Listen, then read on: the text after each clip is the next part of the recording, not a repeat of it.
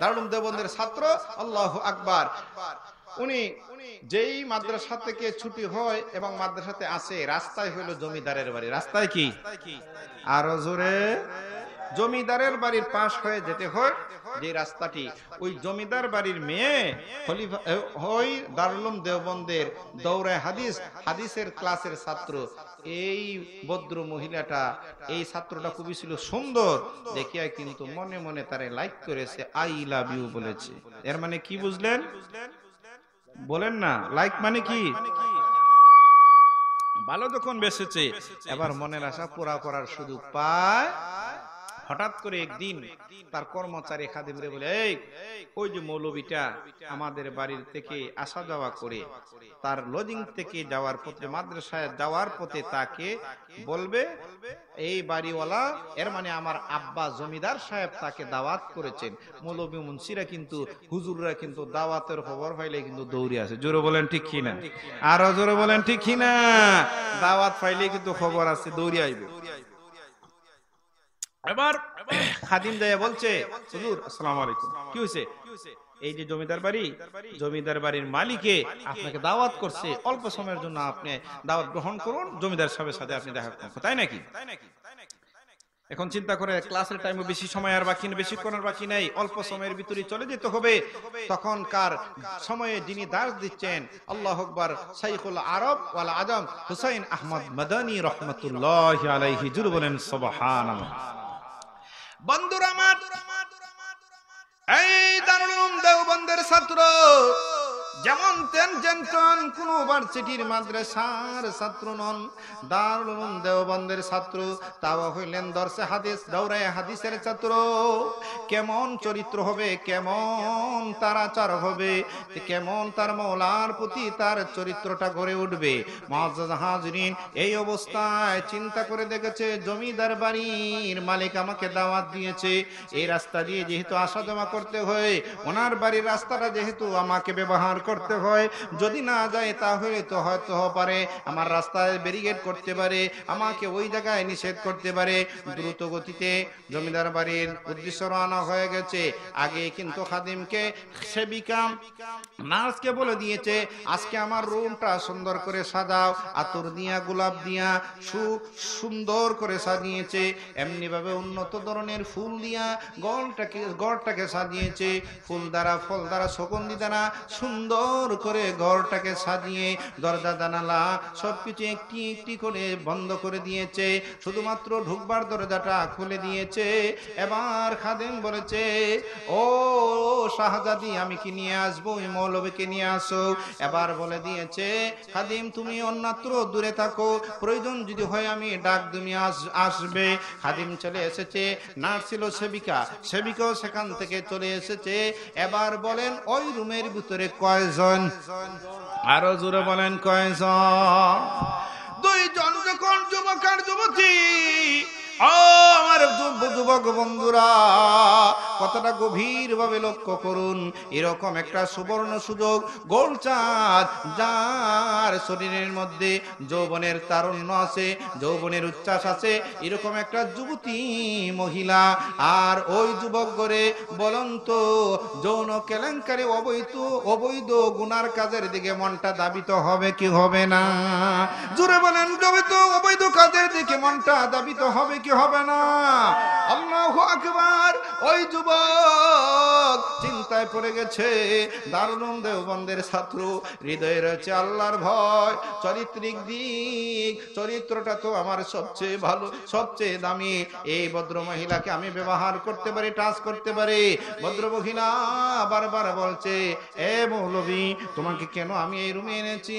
আমার মনের মধ্যে তোমার মহব্বত ঢুকিয়া গেছে, তোমার প্রতি আমি আশিক হয়ে গেছি, তোমাকে আমি লাইক করি, আই লাভ ইউ।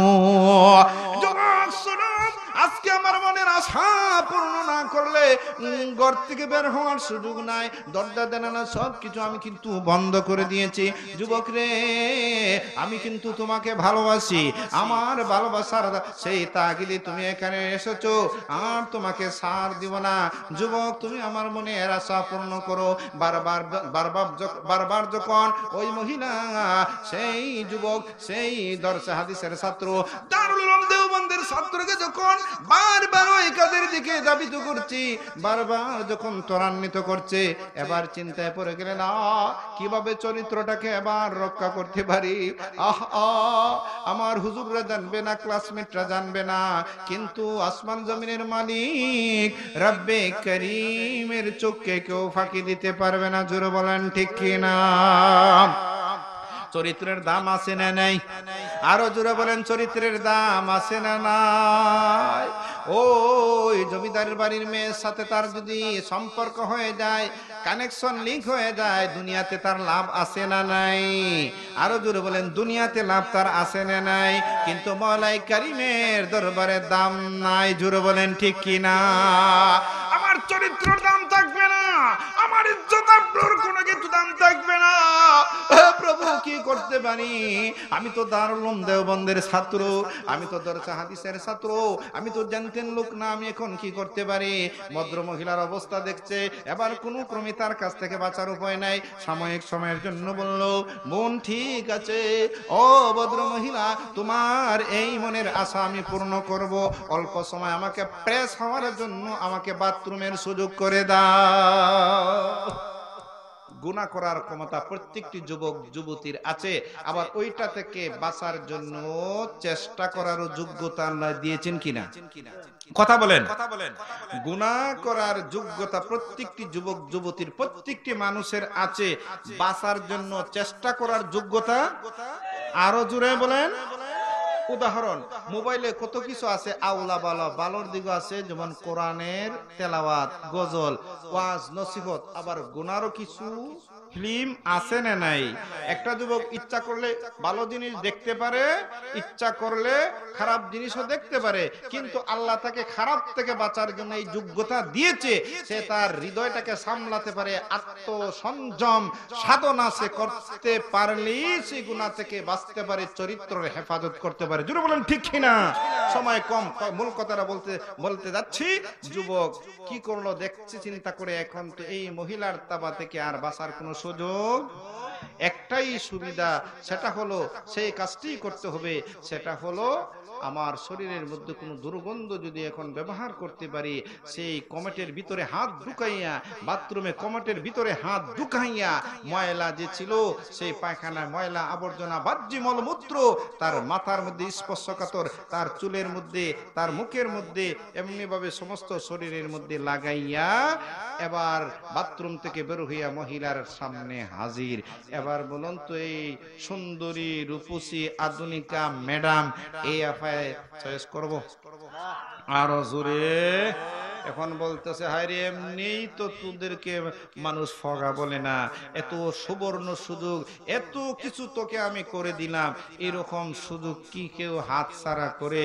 এই বেয়াদব কুতাখার, এই গাদা কুতাখার, পছাকান্দা কুতাখার, আমার ঘর থেকে বের হয়ে যা। নার্সকে বলেছে, খাদিমকে বলেছে, তাড়াতাড়ি থাকে আমার ঘর থেকে বের করে দে। আল্লাহর নবী, বিশ্ব নবী, রাহমাতুল লিল আলামিন মুহাম্মাদুর রাসূলুল্লাহ সাল্লাল্লাহু আলাইহি ওয়াসাল্লাম মক্কার জমিনে যখন বিজয়ের বেশে পদার্পণ করলেন, মক্কা বিজয় করে আল্লাহর নবী বিশ্ব নবী মুহাম্মাদুর রাসূলুল্লাহ সাল্লাল্লাহু আলাইহি ওয়াসাল্লাম ঘোষণা করলেন, যারা ঈমান গ্রহণ করবে, ঈমানের ছায়াতলে, ইসলামের ছায়াতলে আসবে, তাদের উপরে কোনো জুলুম করা যাবে না, অত্যাচার করা যাবে না।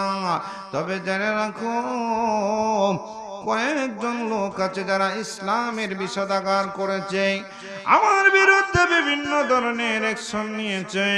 বিমনিভাবে উহুদের যুদ্ধের ময়দানে আমার চাচা হামজা রাদিয়াল্লাহু তাআলা আনহুকে হত্যা করেছে।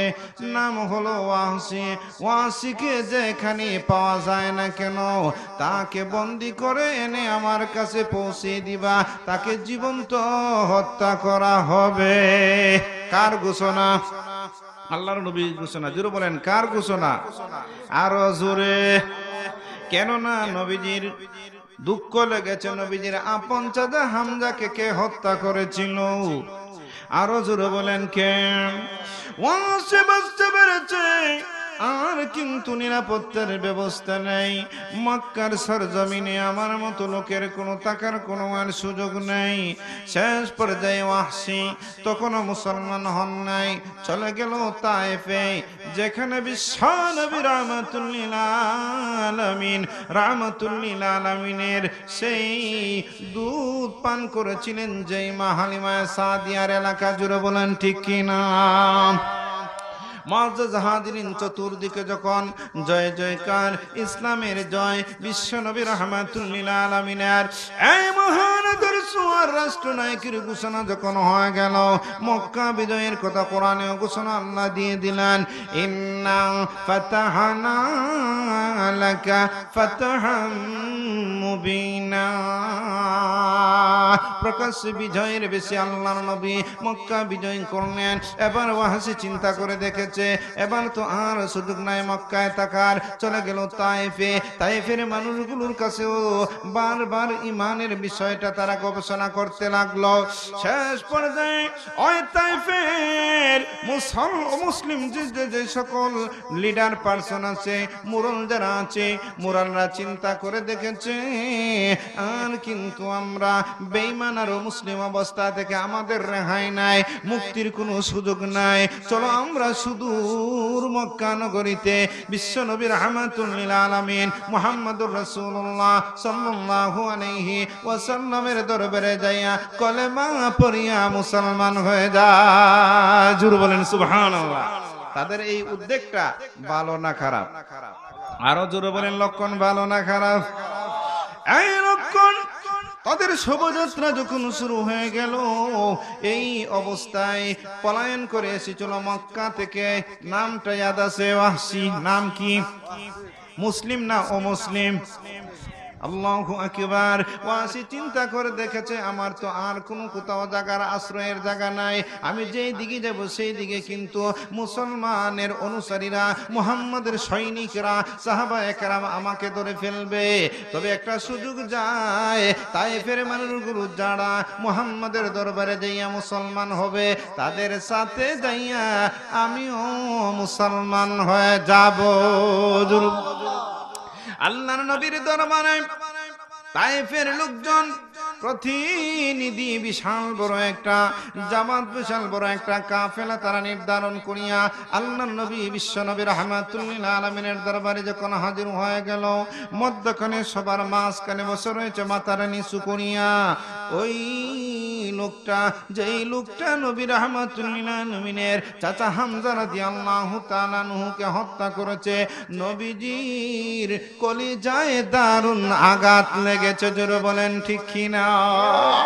হযরত হামজা রাদিয়াল্লাহু তাআলা আনহুর হত্যাকারী ওয়াহশী, যেই ওয়াহশী আল্লাহর নবীর চাচাকে হত্যা করেছে, আল্লাহর নবী ঘোষণা করেছেন, ওয়াহশীকে যেখানে পাইবা সেখানে ধরে তাকে হত্যা করবা, তার কোনো মুক্তি নাই। মক্কা বিজয় হওয়ার পরেও যারা ইসলাম ধর্ম গ্রহণ করবে তাদের জন্য ওয়েলকাম, তবে ওয়াহশীর কোনো সার নাই, তার জন্য কোনো আফিলের সুযোগ নাই।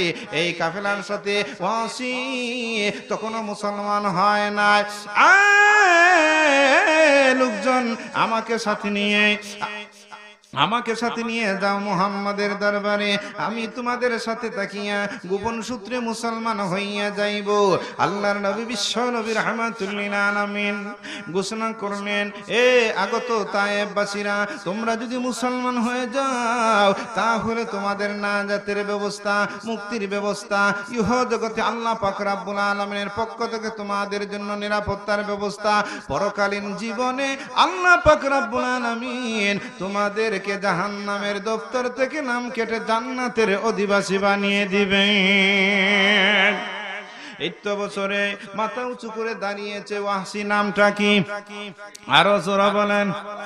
ওয়াহশী কোরআনের অনুবাদ জানতো, কোরআন পড়তে জানতো, কোরআনের কোন জায়গায় কি আছে না আছে, এমনি অবস্থায় ওয়াহশী দাঁড়াইয়া বলে, আল্লাহর নবী বিশ্ব নবী করুণার ছবি রাহমাতুল লিল আলামিন, আমার মতো ওয়াহশীর তো নাজাতের ব্যবস্থা নাই, কেননা আমি হামজা রাদিয়াল্লাহু তাআলা আনহুর হত্যাকারী। জোরে বলেন ঠিক কিনা?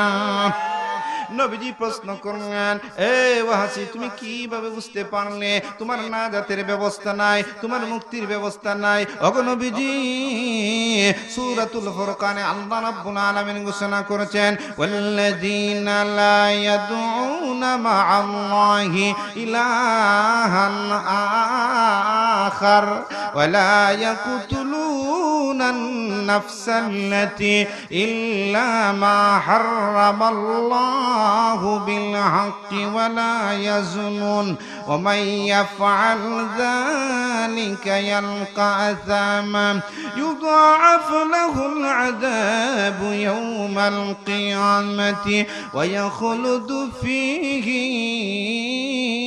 مهانا ওগো আল্লাহর নবী বিশ্বনবী রাহমাতুল লিল আলামিন কোরআনে কারীমে সূরাতুল ফুরকানের মধ্যে আল্লাহ পাক রব্বুল আলামিন ঘোষণা করেছেন, আমার মতো ওয়াসি, যেই ওয়াসি হযরতে হামজা বিশ্বনবীর আপন চাচাকে হত্যা করেছিলাম, ওগো নবীজি আমার জন্য তো ডবল শাস্তির কথা কোরআনে কারীমের মধ্যে ঘোষণা করা হয়েছে। ওগো নবীজি, তাহলে আমি ওয়াসি মুসলমান হইয়া কোনো লাভ নাই, কলেমা পড়িয়া কোনো লাভ নাই, বেঈমান অবস্থায় যদি থাকি তাহলে আমার জন্য মনে হয় ভালো। আল্লাহর নবী বিশ্ব নবী আল্লাহু আকবার চিন্তায় পড়িয়া গেলেন, ওয়াসি তো ফেস লাগাইয়া দিছে, এখানে কি বলেছে কোরআনের আয়াত দ্বারা? সে হত্যাকারী, তার জন্য মাফের ব্যবস্থা নাই, ডবল শাস্তি তার জন্য। আল্লাহু আকবার। এই মুহূর্তে জিবরিল আলাইহিস সালাম নবীজির খেদমতে আসিয়া হাজির হইয়া ঘোষণা করলেন, ওগো নবীজি, ওয়াসি যদিও বলেছে কোরআনের প্রাথমিক একটা আয়াত, আপনি দ্বিতীয় আয়াতটা তেলাওয়াত করিয়া ঘোষণা করুন। এ ওয়াসি, ইমানদার হইলে, তওবা করলে, নেক আমল করলে মহান রব্বুল আলামিন তোর গুনাহ মাফ করে দিবে। জোরে বলেন সুবহানাল্লাহ। কোরআনে আল্লাহ দ্বিতীয় আয়াত নবীজির জবান মোবারক থেকে আল্লাহ পাক আলোচনা করে দিয়েছেন, ইল্লা মান তাবা ওয়া আমানা ওয়া আমিলা আমালান সালিহা ফাউলাইকা ইউবাদদিলুল্লাহু সাইয়্যাতিহিম হাসানাত ওয়া কানাল্লাহু গফুরার রহিমা। আল্লাহ পাক রব্বুল আলামিন 2 নম্বর আয়াতে আল্লাহ রব্বুল আলামিন ঘোষণা করেছেন, তুমি যদি তওবা করো, নেক আমল করো, ভালো আমল করো, তওবা করো, নেক আমল করো, ঈমান গ্রহণ করো, তিনটা কথা। কয়টা কথা? তওবা করো, ঈমান গ্রহণ করো, নেক আমল করো। কয়টা কথা? ওয়াসি, তোমাকে আল্লাহ পাক রব্বুল আলামিন মাফের ব্যবস্থা দিয়েছেন। এর মানে হইল অতীত জীবনের সকল গুনাহগুলো মাফ করে গুনার জায়গায় নেক আমল দ্বারা আল্লাহ পাক ভরপুর করে দিবেন। ওয়াসি এখন আবার বলে, ওগো নবীজি, আল্লাহ পাক রব্বুল আলামিন 2 নম্বর যে সূরাতুল ফুরকানের আয়াত আপনি তেলাওয়াত করেছেন, এখানে বলেছেন আমি ঈমান গ্রহণ করতে হবে, তওবা করতে হবে, নেক আমল করতে হবে।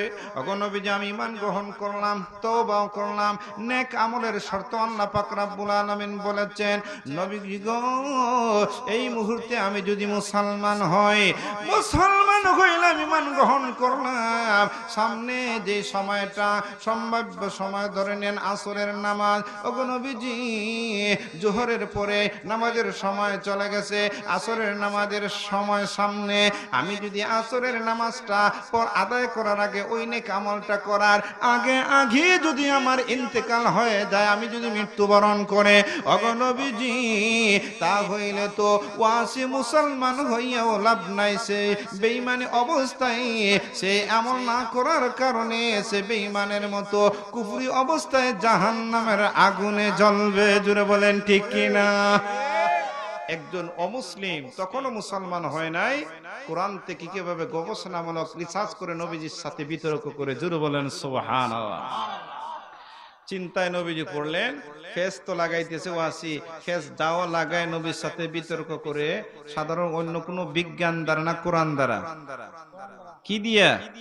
আরো জোরে বলেন, কি দিয়া? কোরআন দ্বারা। কোরআন আমরা জানি না, কোরআন আমরা বুঝি না, কোরআন গবেষণা করি না। কোরআনের মতো সবচেয়ে বড় বেসিক জ্ঞান, পৃথিবীর সবচেয়ে বড় জ্ঞান বিজ্ঞানের সেই মূলধন আল্লাহ কোরআনে রেখেছেন। জোরে বলেন ঠিক কিনা, আরো জোরে বলেন ঠিক কিনা। এই জন্য কবি বলেন যে চন্দে খানে হিকমতে ইউনানিয়া, চন্দে খানে হিকমতে ইউনানিয়া, চন্দে খানে হিকমতে ইউনানিয়া, হিকমতে কুরআনিয়া রাহম বখা, बुत परस्ती दीने अहमद में कभी जायज़ नहीं, इसलिए तस्वीर जाना हमको कचवाए नहीं।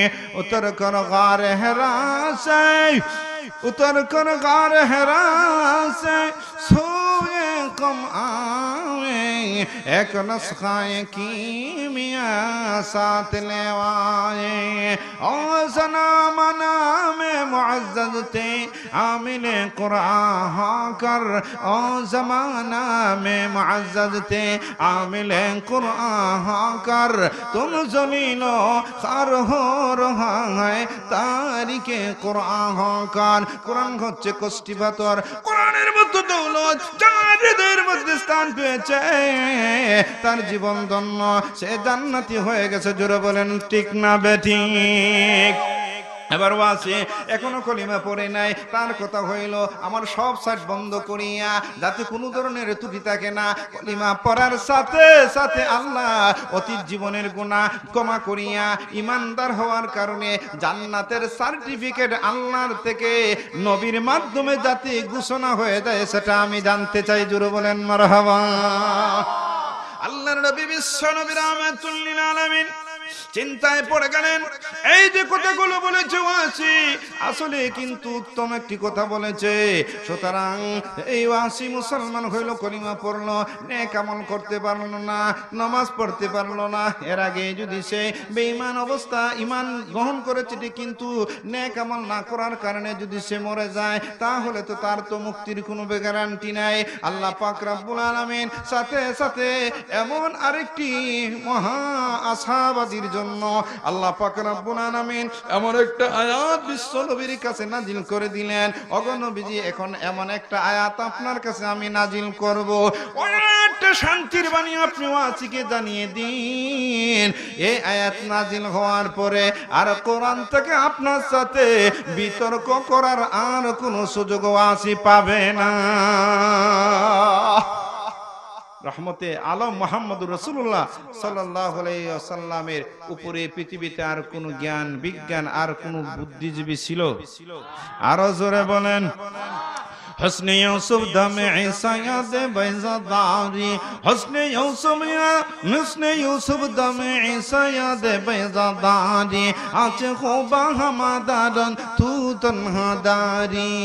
আদম আলাইহিস সালাম থেকে নিয়ে ঈসা রূহুল্লাহ সকল নবী পয়গম্বর পৃথিবীর সকল জ্ঞানী বিজ্ঞানী কবি পৃথিবীর সকল মনীষী ঐক্যবদ্ধ হইয়া যেই জ্ঞান যেই গবেষণা যেই জ্ঞানের সারনির্যাসের অধিকারী ছিল আল্লাহর নবীকে আল্লাহ পাক রব্বুল আলামিন দুনিয়ার শুরু শেষ সব কিছুর জ্ঞানের ঊর্ধ্বে শ্রেষ্ঠত্ব দিয়ে পৃথিবীতে রহমতে আলম হিসাবে আল্লাহ পাক প্রেরিত করেছেন। জোরে বলেন সুবহানাল্লাহ।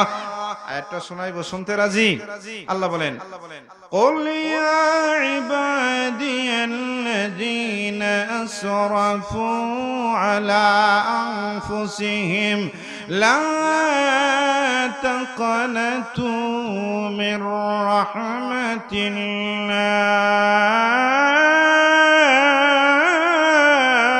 الله إن رحمة الله قريب من المحسنين।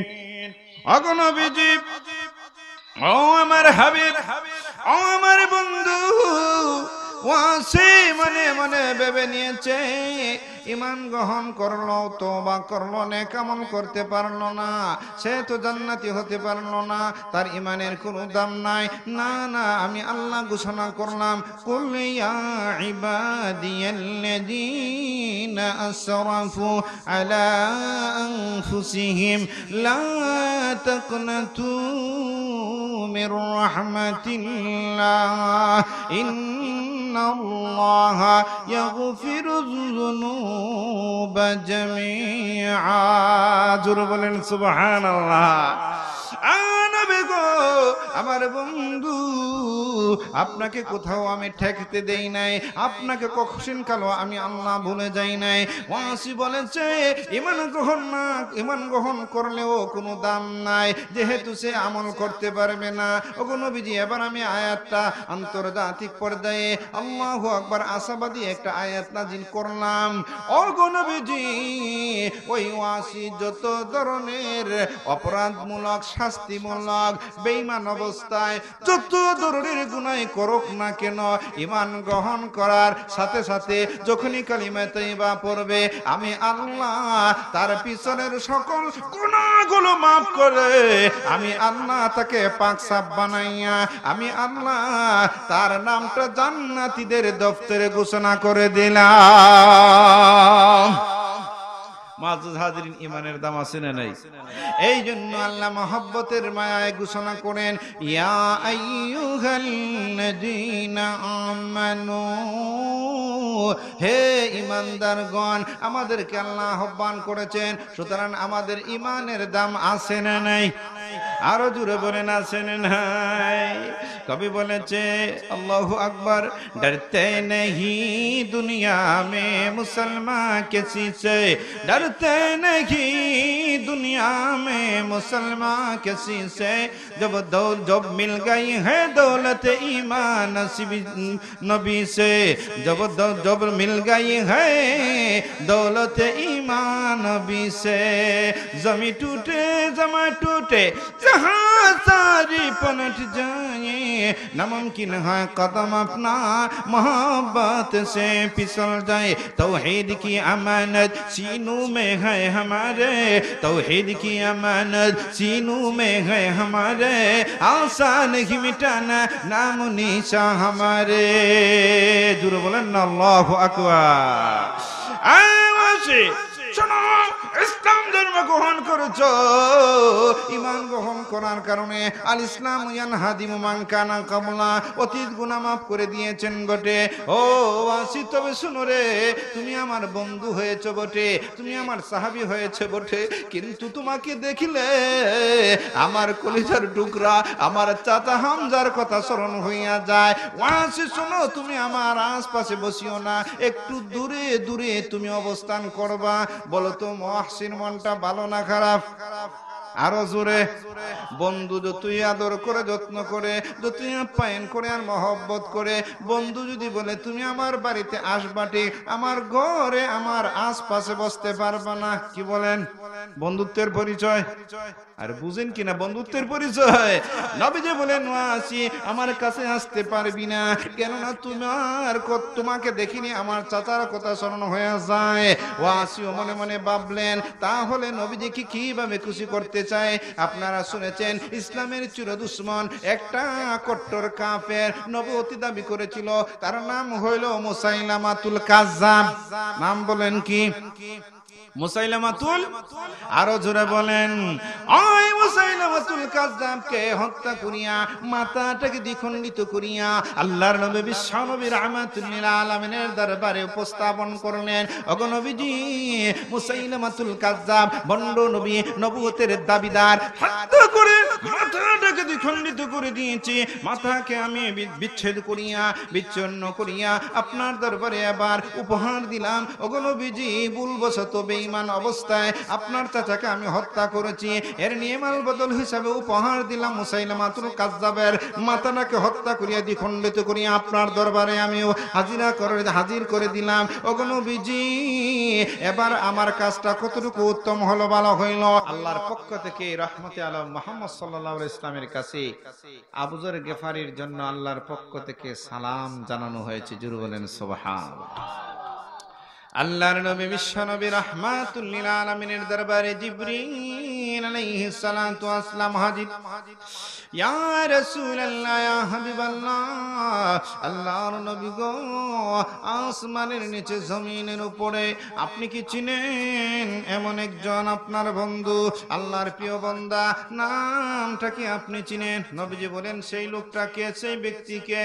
ওগো নবীজি, যেই লোকটাকে আল্লাহ পাক রব্বুল আলামিন ভালোবাসেন, যেই লোকটাকে আল্লাহ পাক রব্বুল আলামিন সালাম দিয়েছেন, নবীজি আপনি তাকে কি চিনেন? নবীজি বলেন, নাম বলেন, নাম না বললে তো আমি চিনবো না।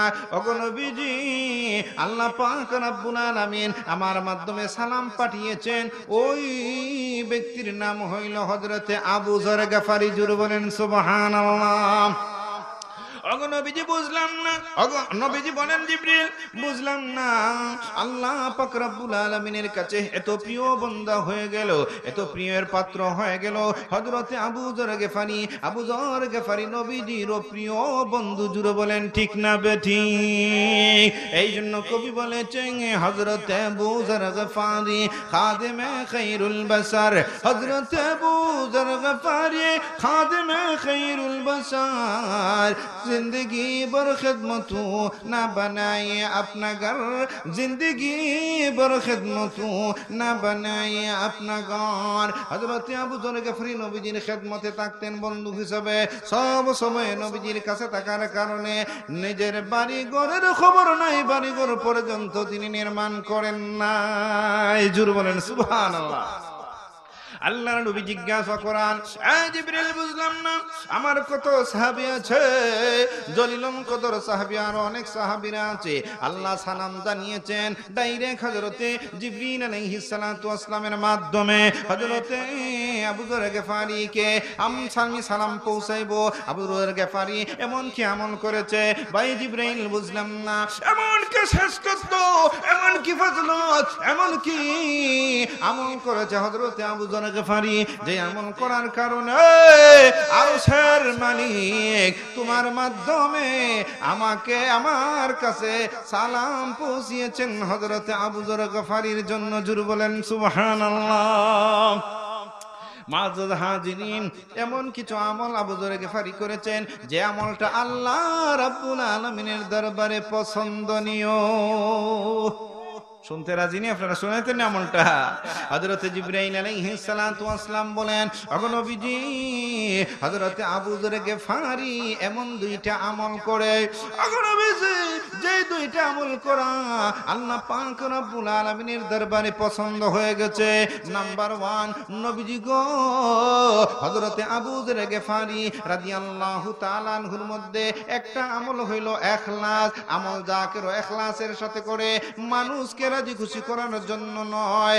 তার মধ্যে আরেকটা ইখলাসের সাথে আরেকটা গুণ অ্যাড হয়েছে, সেটা হইল নিজেকে ছোট্ট মনে করে অন্যকে বড় মনে করে। তার মধ্যে নম্রতা ভাব আছে। আল্লাহ রাসূল সাল্লাল্লাহু আলাইহি ওয়াসাল্লাম হাদিস শরীফের মধ্যে ইরশাদ করেছেন, মান তাওয়াযা লিল্লাহ রাফাআহুল্লাহ। যে নিজেকে ছোট্ট মনে করে, যে বিনয় হইয়া যায়, আল্লাহর জমিনে যে কদম রাখে, আস্তে আস্তে বিনয়ী ভাবে নম্রতার ভদ্রতার পরিচয় দেয়, আল্লাহ পাক রব্বুল আলামিন ওই লোকটার মর্যাদা ইহ জগতে পর জগতে বৃদ্ধি করে দেন। জোরে বলেন সুবহানাল্লাহ। নাম্বার 1 একটা হইল ইখলাস, তাওয়াজু, বিনয়। ওগো নবীজি, আবু যর গফারি নিজেকে ছোট্ট মনে করে, অন্যকে বড় মনে করে। জোরে বলেন সুবহানাল্লাহ। নাম্বার 2, ওগো নবীজি, কোরআনে কারীমের মধ্যে 114 সূরার মধ্যে একখানা ছোট্ট সূরা আছে, ওই সূরার নাম হইল কুল হুয়াল্লাহ সূরা। সূরা ইখলাস আছে না নাই? আরো জোরে বলেন আছে না নাই? সূরা ইখলাস, কুল হুয়াল্লাহ সূরা 3 বার পড়লে কোরআনের এক খতমের সওয়াব পাওয়া যায়। নবীজি বলেছেন, নবীর কথা সত্য না মিথ্যা? আরো জোরে বলেন সত্য না মিথ্যা? নবীজি গো, আবু যর গফারির একটা আমল হইল ইখলাস, নিজের মধ্যে তাওয়াজু আছে, নিজেকে ছোট্ট মনে করে অন্যকে বড় মনে করে। নাম্বার 2, কোরআনে কারীমের সূরাতুল ইখলাসের আমল বেশি বেশি করে। ওগো নবীজি, সূরা ইখলাসের এত তেলাওয়াতের আমল হযরতে আবু যর গফারির আমল নামায় আছে। এই জন্য মহান রব্বুল আলামিন হযরত আবু যর গফারী রাদিয়াল্লাহু তাআলা আনহুকে ভালোবেসেছেন মহব্বতের মায়ার জালে আল্লাহ পাক রব্বুল আলামিন ওনাকে মঞ্জুর করে নিয়েছেন। এই জন্য আরশে আজিমের মালিক আসমান জমিনের মালিক মহান রব্বুল আলামিন আমাকে আপনার দরবারে সালামের সেই বাহক সেই বার্তাটা পৌঁছানোর জন্য আমাকে পাঠিয়ে দিয়েছে। কি বলেন? ইমানের সাথে ইখলাস থাকলে এবং বিনয় থাকলে লাভ না ক্ষতি। আরো সাথে যদি তাকওয়া এড হয় তাহলে সম্মানটা আরো বাড়বে না কমবে? আরো জোরে বলেন। এই পৃথিবীতে আজকে মানুষ যারা খুন করে সন্ত্রাসী করে, আজকে যারা মানুষের মধ্যে বিভিন্ন ধরনের ত্রাস সৃষ্টি করে রাহাজানি করে, আজকে যারা গুনার মতো বড় বড় অপরাধ করে, ওদের হৃদয়ের মধ্যে যদি আল্লাহর ভয় থাকতো কোশ্চিন কালো তারা এই পৃথিবীতে বড় বড় ধরনের গুনাহ করতো না। জোরে বলেন ঠিক কিনা? জোরে বলেন ঠিক কিনা? নাম্বার 2, আল্লাহ পাকের প্রিয় বান্দা নেককারদের সাথে সালিহিনদের সাথে সম্পর্ক থাকলে একজন মানুষের জীবনের আমলের পরিবর্তন ঘটে যায়। জোরে বলেন ঠিক কিনা? আরো জোরে বলেন ঠিক কিনা? উদাহরণ দিয়া বুঝাই তাকওয়া থেকে 2 নম্বর হলো সালিহিনদের সাথে ধৈর্য সহকারে বসুন। লম্বা আলোচনা করব না, কষ্ট দিব না। মুআজ্জাজ হাজিরিন, তাকওয়া হচ্ছে মুমিনদের জন্য একটা কষ্টি পাথরের ন্যায় একটা গুরুত্বপূর্ণ প্রশংসিত গুণ। জোরে বলেন ঠিক না বেঠিক? আরো জোরে বলেন ঠিক কি না? কোরআনে আল্লাহ বলেছেন ওয়া মান ইয়াত্তাকিল্লাহা ইয়াজআল লাহু মাখরাজা ওয়া ইয়ারযুকুহু মিন হাইসু লা ইয়াহতাসিব। আল্লাহ বলেন যারা আল্লাহকে ভয় করে আল্লাহ পাক রব্বুল আলামিন তাকে ইহজগতে নাজাতের ব্যবস্থা দিয়েছেন এবং আল্লাহ বেহিসাব কল্পনাতীত আল্লাহ পাক রিজিকের ব্যবস্থা করেন। মুআজ্জাজ হাজিরিন, হযরত উমর ইবনুল খাত্তাব রাদিয়াল্লাহু তাআলা আনহুর নাম আমরা শুনেছি। জুড়ে বলেন ঠিক কি না? উমর রাদিয়াল্লাহু তাআলা আনহু কেমন শাসক ছিলেন? ন্যায়পরায়ণ শাসক ছিলেন। উমর ইবনুল খাত্তাব রাদিয়াল্লাহু তাআলা আনহু প্রজাদের অবস্থা বোঝার জন্য তিনি ছদ্মবেশে তিনি হাঁটতেছেন। হাঁটতে হাঁটতে গভীর রজনীতে ছোট্ট একটা ঝুপড়ি, ছোট্ট একটা এমন কুঁড়েঘর, যেই কুঁড়েঘরের মধ্যে মিটমিট করে দেখা যায় আলো জ্বলছে। আর একজন মহিলা, ভদ্র মহিলা, ওই কুঁড়েঘরের ভিতরে চুলার ভিতরে আগুন জ্বালাইতেছে। আগুন যখন জ্বালায় হযরত ওমর ফারুক রাদিয়াল্লাহু তাআলা আনহু প্রজার অবস্থা দেখার জন্য জানার জন্য ঘুরতে ঘুরতে ওই কুঁড়েঘরের পাশে গেলেন। পাশে যাওয়ার পরে দেখা যায় বৃদ্ধা মহিলা ওই ডেকচির ভিতরে নিচে চুলার ভিতরে আগুন জ্বালাইতেছে। এমনি অবস্থায় চুলার মধ্যে ডাল নাই, চাল নাই, কিছু নাই, এমনি দেখা যায় টকবক করতেছে। আল্লাহু আকবার। উমর রাদিয়াল্লাহু তাআলা আনহু লক্ষ্য করে দেখেছেন পরাটা উঠাইয়া আল্লাহ ডাকনাটা উঠাইয়া দেখলেন হযরত উমর রাদিয়াল্লাহু তাআলা আনহু ওই ডেকের ভিতরে দেখা যায় শুধু পানি আর 1-2টা পাথরের টুকরা। জোরে বলেন সুবহানাল্লাহ। বন্ধুগণ আমার, পাশে দেখা যায় ছটপট করে কিছু শিশুরা আর্তনাদ করছে, হাজারি করছে, কান্নাকাটি করছে খাওয়ার জন্য। হযরত উমর ফারুক রাদিয়াল্লাহু তাআলা আনহু জিজ্ঞাসা করলেন, এ ভদ্র মহিলা, তুমি এখানে কি করতেছো, কি পাকাইতেছো? এবার ভদ্র মহিলা জবাব দেয়, আরে আগন্তুক যুবক, জানি না তুমি কে, আমার দরিদ্র হইয়া আমার অবস্থা পর্যবেক্ষণ করার জন্য, পরিদর্শনের জন্য এই জায়গায় এসেছো। আগন্তুক যুবক, আমার স্বামী দুনিয়াতে নাই। এই যে এতিম বাচ্চাগুলো আছে, এতিম অসহায় বাচ্চাগুলো খাওয়ার জন্য চটপট করতেছে। আল্লাহু আকবার। একদিন নয়, দুদিন নয়, কয়েকদিন হয়ে গেল রে যুবক, ওদেরকে খাওয়া দেওয়ার ব্যবস্থা আমি করতে পারি না।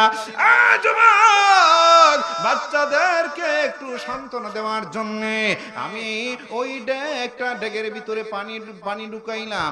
এমনি এভাবে চুলার মধ্যে আগুন ধরাইয়া আমি জাল দিতে লাগলাম।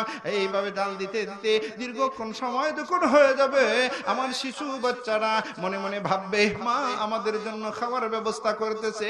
এই প্রভু দেওয়া অবস্থায় বাচ্চারা ঘুমিয়ে যাবে। আর বাচ্চাদেরকে আজকের মতো আমি সান্ত্বনা দিয়ে তাদেরকে ঘুম পড়ানোর ব্যবস্থা করে দিলাম। দুর্বল সুবহানাল্লাহ। ওমর ইবনুল খাত্তাব বলেন, ভদ্র মহিলা, তোমার কোনো খোঁজ খবর কেউ নেয় না। মহিলা আবার ডাক দিয়ে বলা, এরা আগন্তুক যুবক, আমি একজন অবলা সরলা, একজন বিধবা নারী। আমার বাচ্চাগুলো হচ্ছে এই অবস্থায় এতিম। আমার এতিম বাচ্চাগুলো, আমি একজন বিধবা নারীর সংবাদ বর্তমান জামানায় সেই অধিষ্ঠিত মুসলিম জাহানের খলিফা উমর ইবনুল খাত্তাব আমাদের খোঁজ খবর নেয় না। আমি কিয়ামতের ময়দানে আল্লাহর আদালতে ওই উমর ইবনুল খাত্তাবের বিরুদ্ধে, জালিম শাসকের বিরুদ্ধে আল্লাহর দরবারে কেস জারি করব, মামলা জারি করব। কথা ঠিক না বেঠিক? আরো জোরে বলেন ঠিক না বেঠিক? ওমর ইবনুল খাত্তাব সব কথাগুলো তিনি শুনতেছেন।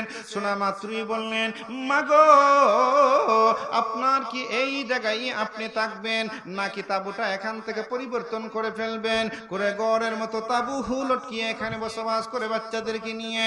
উমরের কথা শুনিয়া এখনো মহিলার কিন্তু জানে না, পরে জানাজানি হয়ে যাবে। মহিলা বলল, না, আমি এখানেই থাকবো, এই মরুভূমিতে আমার বাচ্চা কাচ্চাদেরকে নিয়ে আমি অবস্থান করি। ওমর ইবনুল খাত্তাব রাদিয়াল্লাহু তাআলা আনহু দৌড় দিয়ে চলে গেলেন বাইতুল মালে। বাইতুল মালের দরজা খুললেন। বাইতুল মালের দরজা খুলিয়া সেখানে একজন গোলাম ছিল, প্রহরী হিসাবে, রক্ষী হিসাবে। হযরত ওমর ইবনুল খাত্তাব রাদিয়াল্লাহু তাআলা আনহু পাহারাদারের যেই দায়িত্ব ছিল একজন গোলাম, গোলামকে বললেন, গোলাম রে, আটার এই বস্তাটা আমি ওমরের পিঠে তুমি উঠাইয়া দাও। জোরে বলেন সুবহানাল্লাহ। হযরত ওমর ইবনুল খাত্তাব রাদিয়াল্লাহু তাআলা আনহুর এই কথাগুলি শুনিয়া এবার গোলাম বলছে, ওগো খলিফাতুল মুসলিমিন, আপনি তো আমাদের প্রেসিডেন্ট। ওগো খলিফাতুল মুসলিমিন, আপনি তো মদিনার প্রেসিডেন্ট। এটা তো হতে পারে না। অর্ধ পৃথিবীর মুসলিম জাহানের খলিফাতুল মুসলিমিন, রাষ্ট্রপ্রধান, প্রেসিডেন্ট হইয়া আপনার পিঠের উপরে ওই আটার বস্তাটা উঠাইবেন, আপনি যাবেন এটা উঠাইয়া নিয়া? এটা আমার জন্য লজ্জার ব্যাপার হয়, আপনার জন্য প্রেস্টিজের ব্যাপার। সবার খলিফাতুল মুসলিমিন, ওই আটার বুঝাটা, বস্তাটা আমার মাথায় উঠাইয়া দাও, আমি আপনার গন্তব্যস্থান যেখানে প্রয়োজন সেখানে পৌঁছিয়ে দিব।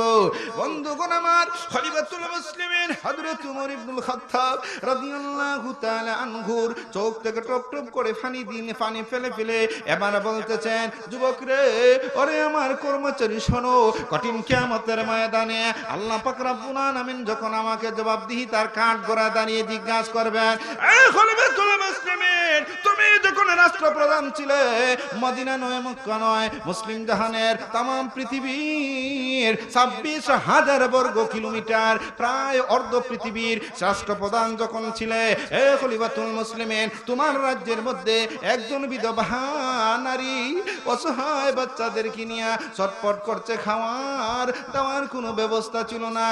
অভিযোগটা যখন পেশ করবে, এই মামলা যখন দায়ের করবে, গোলাম বলো তো দেখি, তখন জবাবদিহিতা তোমাকে করতে হবে নাকি আমাকে করতে হবে? জোরে বলেন সুবহানাল্লাহ।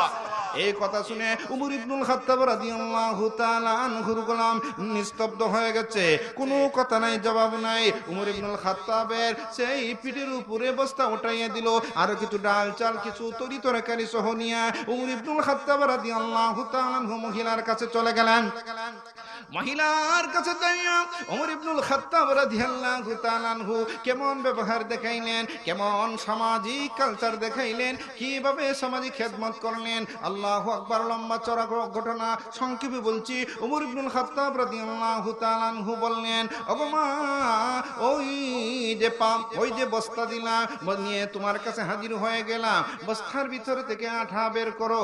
আটা বের করে দিলেন, বের করে দেওয়ার পরে মন্থন করলেন, কাই তৈরি করলেন। ওমর ইবনুল খাত্তাব রাদিয়াল্লাহু তাআলা আনহু বললেন, তাড়াতাড়ি রুটি বানাও। রুটি বানানোর মধ্যে হযরতে ওমর ইবনুল খাত্তাব রাদিয়াল্লাহু তাআলা আনহু সহযোগিতা করলেন। চুলার মধ্যে সহযোগিতা করলেন, রুটি বানানোর মধ্যে সহযোগিতা করলেন। বাচ্চাগুলো ঘুমিয়ে গেছে।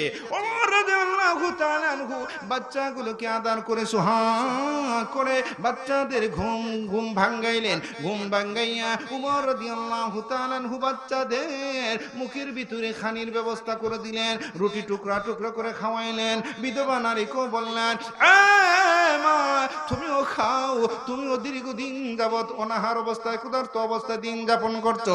এই অবস্থায় বৃদ্ধা মহিলা যখন খাইলো সে কি হয়ে গেল, পরিতৃপ্ত হয়ে গেল। হযরত ওমর ইবনুল খাত্তাব বলেন, বাচ্চাদেরকে খাওয়াইছেন, ঠিক আছে বাচ্চাদেরকে ঘুম পাড়িয়ে দাও, তুমিও ঘুমিয়ে যাও। ও মা, আগামী মাসে আপনার আর খাদ্যের কোনো ঘাটতি হবে না। আগামী মাসের আগে আগে আপনার বাচ্চার জন্য আপনার জন্য খাদ্যের ব্যবস্থা হয়ে যাবে। জোরে বলেন সুবহানাল্লাহ। মহিলায় মনে মনে ভাবে, আয় হায় রে, এমন একটা যুবক, যেই যুবকটা আমাকে এতটুকু সহযোগিতা করলো, আমার বাচ্চাদেরকে খাওয়ার ব্যবস্থা করে দিল, আমার জন্য খাদ্যের ব্যবস্থা করে দিল। শুধু তাই নয়, এখানে শেষ নয়, আগামী মাসের জন্য আবার খাওয়া দাওয়ার জন্য একটা আশ্বস্ত করলো। ও দয়ার আল্লাহ, উমরের মতো জালিম শাসককে খলিফাতুল মুসলিমিন না বানাইয়া এই লোকটাকে যদি খলিফাতুল মুসলিমিন বানাতেন, তাহলে এই রাজ্যের মধ্যে আদালত আর ইনসাফ প্রতিষ্ঠিত হইতো। জোরে বলেন ঠিক কিনা, আরো জোরে বলেন ঠিক কিনা। এই মহিলা উমরকে চিনছে, আরো জোরে বলেন। যাই হোক, বিদায় বেলা আবার হযরত ওমর রাদিয়াল্লাহু তাআলা কে না চিনার ভান করে উমর রাদিয়াল্লাহু তাআলা বিদায় নিলেন। বিদায় নিতেছেন, ওই মহিলা তোর টপ টপ করে চোখের পানি ফেলে দিয়ে আর বলে, বাবারে এত এহসান করলি, এত সেবা করলে, তোর পরিচয়টা আমার কাছে জানালে ভালো হতো। উমর ইবনুল খাত্তাব বলেন, না না, আমার পরিচয়টা আপনার জানার প্রয়োজন মনে করি না। এবার হযরত উমর ইবনুল খাত্তাব, যিনি খলিফাতুল মুসলিমিন, মহিলা আল্লাহর দরবারে হাত উঠাইয়া দেয়, ও দয়ার আল্লাহ, এই লোকটা যদি খলিফাতুল মুসলিমিন হইতো, কত দেশের জন্য কত ভালো হইতো, উত্তম সেবা হইতো। ও দয়ার আল্লাহ, কিয়ামতের ময়দানে উমরের বিরুদ্ধে আমার নালিশ থাকবে, অভিযোগ থাকবে, কেন খলিফাতুল মুসলিমিন উমর আমার খোঁজ খবর নেয় না, আমার খাদ্যের ব্যবস্থা করে না, আমার ইয়তিম শিশু অসহায় বাচ্চাদের খোঁজ খবর নেয় না। এই অবস্থায় আল্লাহু আকবার, উমর ইবনুল খাত্তাব রাদিয়াল্লাহু তাআলা আনহুর মনের মধ্যে ভয়ের সঞ্চার জাগ্রত হয়ে গেছে। জোরে বলেন সুবহানাল্লাহ।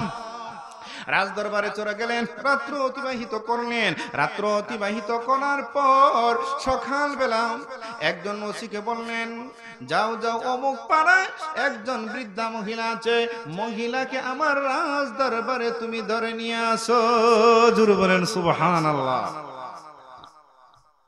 এই অবস্থায় ওমর রাদিয়াল্লাহু তাআলা মহিলা আসার আগে আগে বললেন, আমাকে 10-12টা খেজুর গাছের ডাল, আপনারা চিনি কিনা, খেজুর গাছের ডালের যেই কি আছে না, মাঝে মধ্যে কি আছে না, এই যে কাটা আছে না, বললেন এটা পরিষ্কার করো, পরিষ্কার করিয়া আমার রাজ দরবারে এই ডালগুলো কি তোমরা এখানে সুন্দর করে সাইজ করে রেখে দাও। এমনি ভাবে যখন সকাল অনুমানিক 9টা-10টা হইল, উমর ইবনুল খাত্তাব রাদিয়াল্লাহু তাআলা আনহু বললেন, অল্প সময়ের জন্য রাজ দরবারে সাধারণ জনগণকে আসা নিষেধ করে দাও, কেউ যেন আমার রাজ দরবারে হাজির হতে পারে।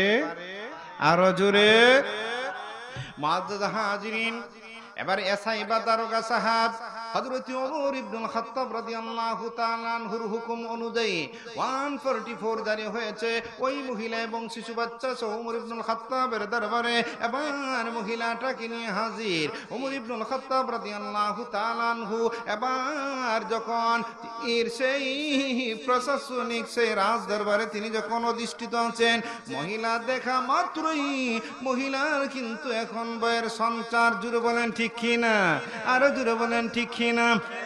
রাত্রে বেলায় যাকে দেখলাম, ইনি দেখা যায় আবার রাজ দরবারে খলিফাতুল মুসলিমিন উমরের বিরুদ্ধে আমি কি নালিশ করলাম সরাসরি আল্লাহর দরবারে। আজ তো আমার কোনো নাজাতের কোনো ব্যবস্থা নাই, আজ তো আমাকে একেবারে শেষ করে দিবে। হযরত ওমর ইবনুল খাত্তাব বলেন, মা আপনি কাঁপতেছেন কেন? আপনার মনের মধ্যে শরীরের মধ্যে ভয়ের সঞ্চার হচ্ছে কেন? মা গো, তুমি আমাকে আল্লাহ পাক রব্বুল আলামিনের দরবারে অভিযুক্ত করেছো, আমি আল্লাহ পাক রব্বুল আলামিনের দরবারে অভিযুক্ত, তোমার কাছেও অভিযুক্ত। আমি তোমার সেবা যত্ন করতে পারি নাই, তোমার উপরে জুলুম করেছি। মা পরকালে মহান রব্বুল আলামিনের আদালতে অবশ্যই আমাকে হাজির হতে হবে, আল্লাহর দরবারে আমার বিচার করা হবে। আমি জালিম শাসক হিসাবে জুলুম করার কারণে আল্লাহ পাক রব্বুল আলামিনের দরবারে আমাকে হাজির হইয়া আদালতের কাঠগড়ায় বিচারের সম্মুখীন হতে হবে। মাগো ও মা, ওই যে আমার রাজ দরবারের পাশে 10-12টা খেজুরের ডাল আছে, আমার পেটটা পেতে দিলাম। ও গো মা, আমি খলিফাতুল মুসলিমিন উমরের পিঠে এবং গারে ওই ডালগুলো দ্বারা তোমার এই যে জুলুম করেছি এর প্রতিশোধ দুনিয়ার জগতে তুমি গ্রহণ করো। চলো কিয়ামতের ময়দানে আল্লাহর দরবারে আমি বেইনসাফ জালিম হিসাবে আল্লাহর দরবারে বিচারের কাঠগড়ায় যেন দাঁড়াতে না পারি। আল্লাহু আকবার। কি বলেন, মহিলা বুঝছে কিনা? বুঝেন না আমার কথা?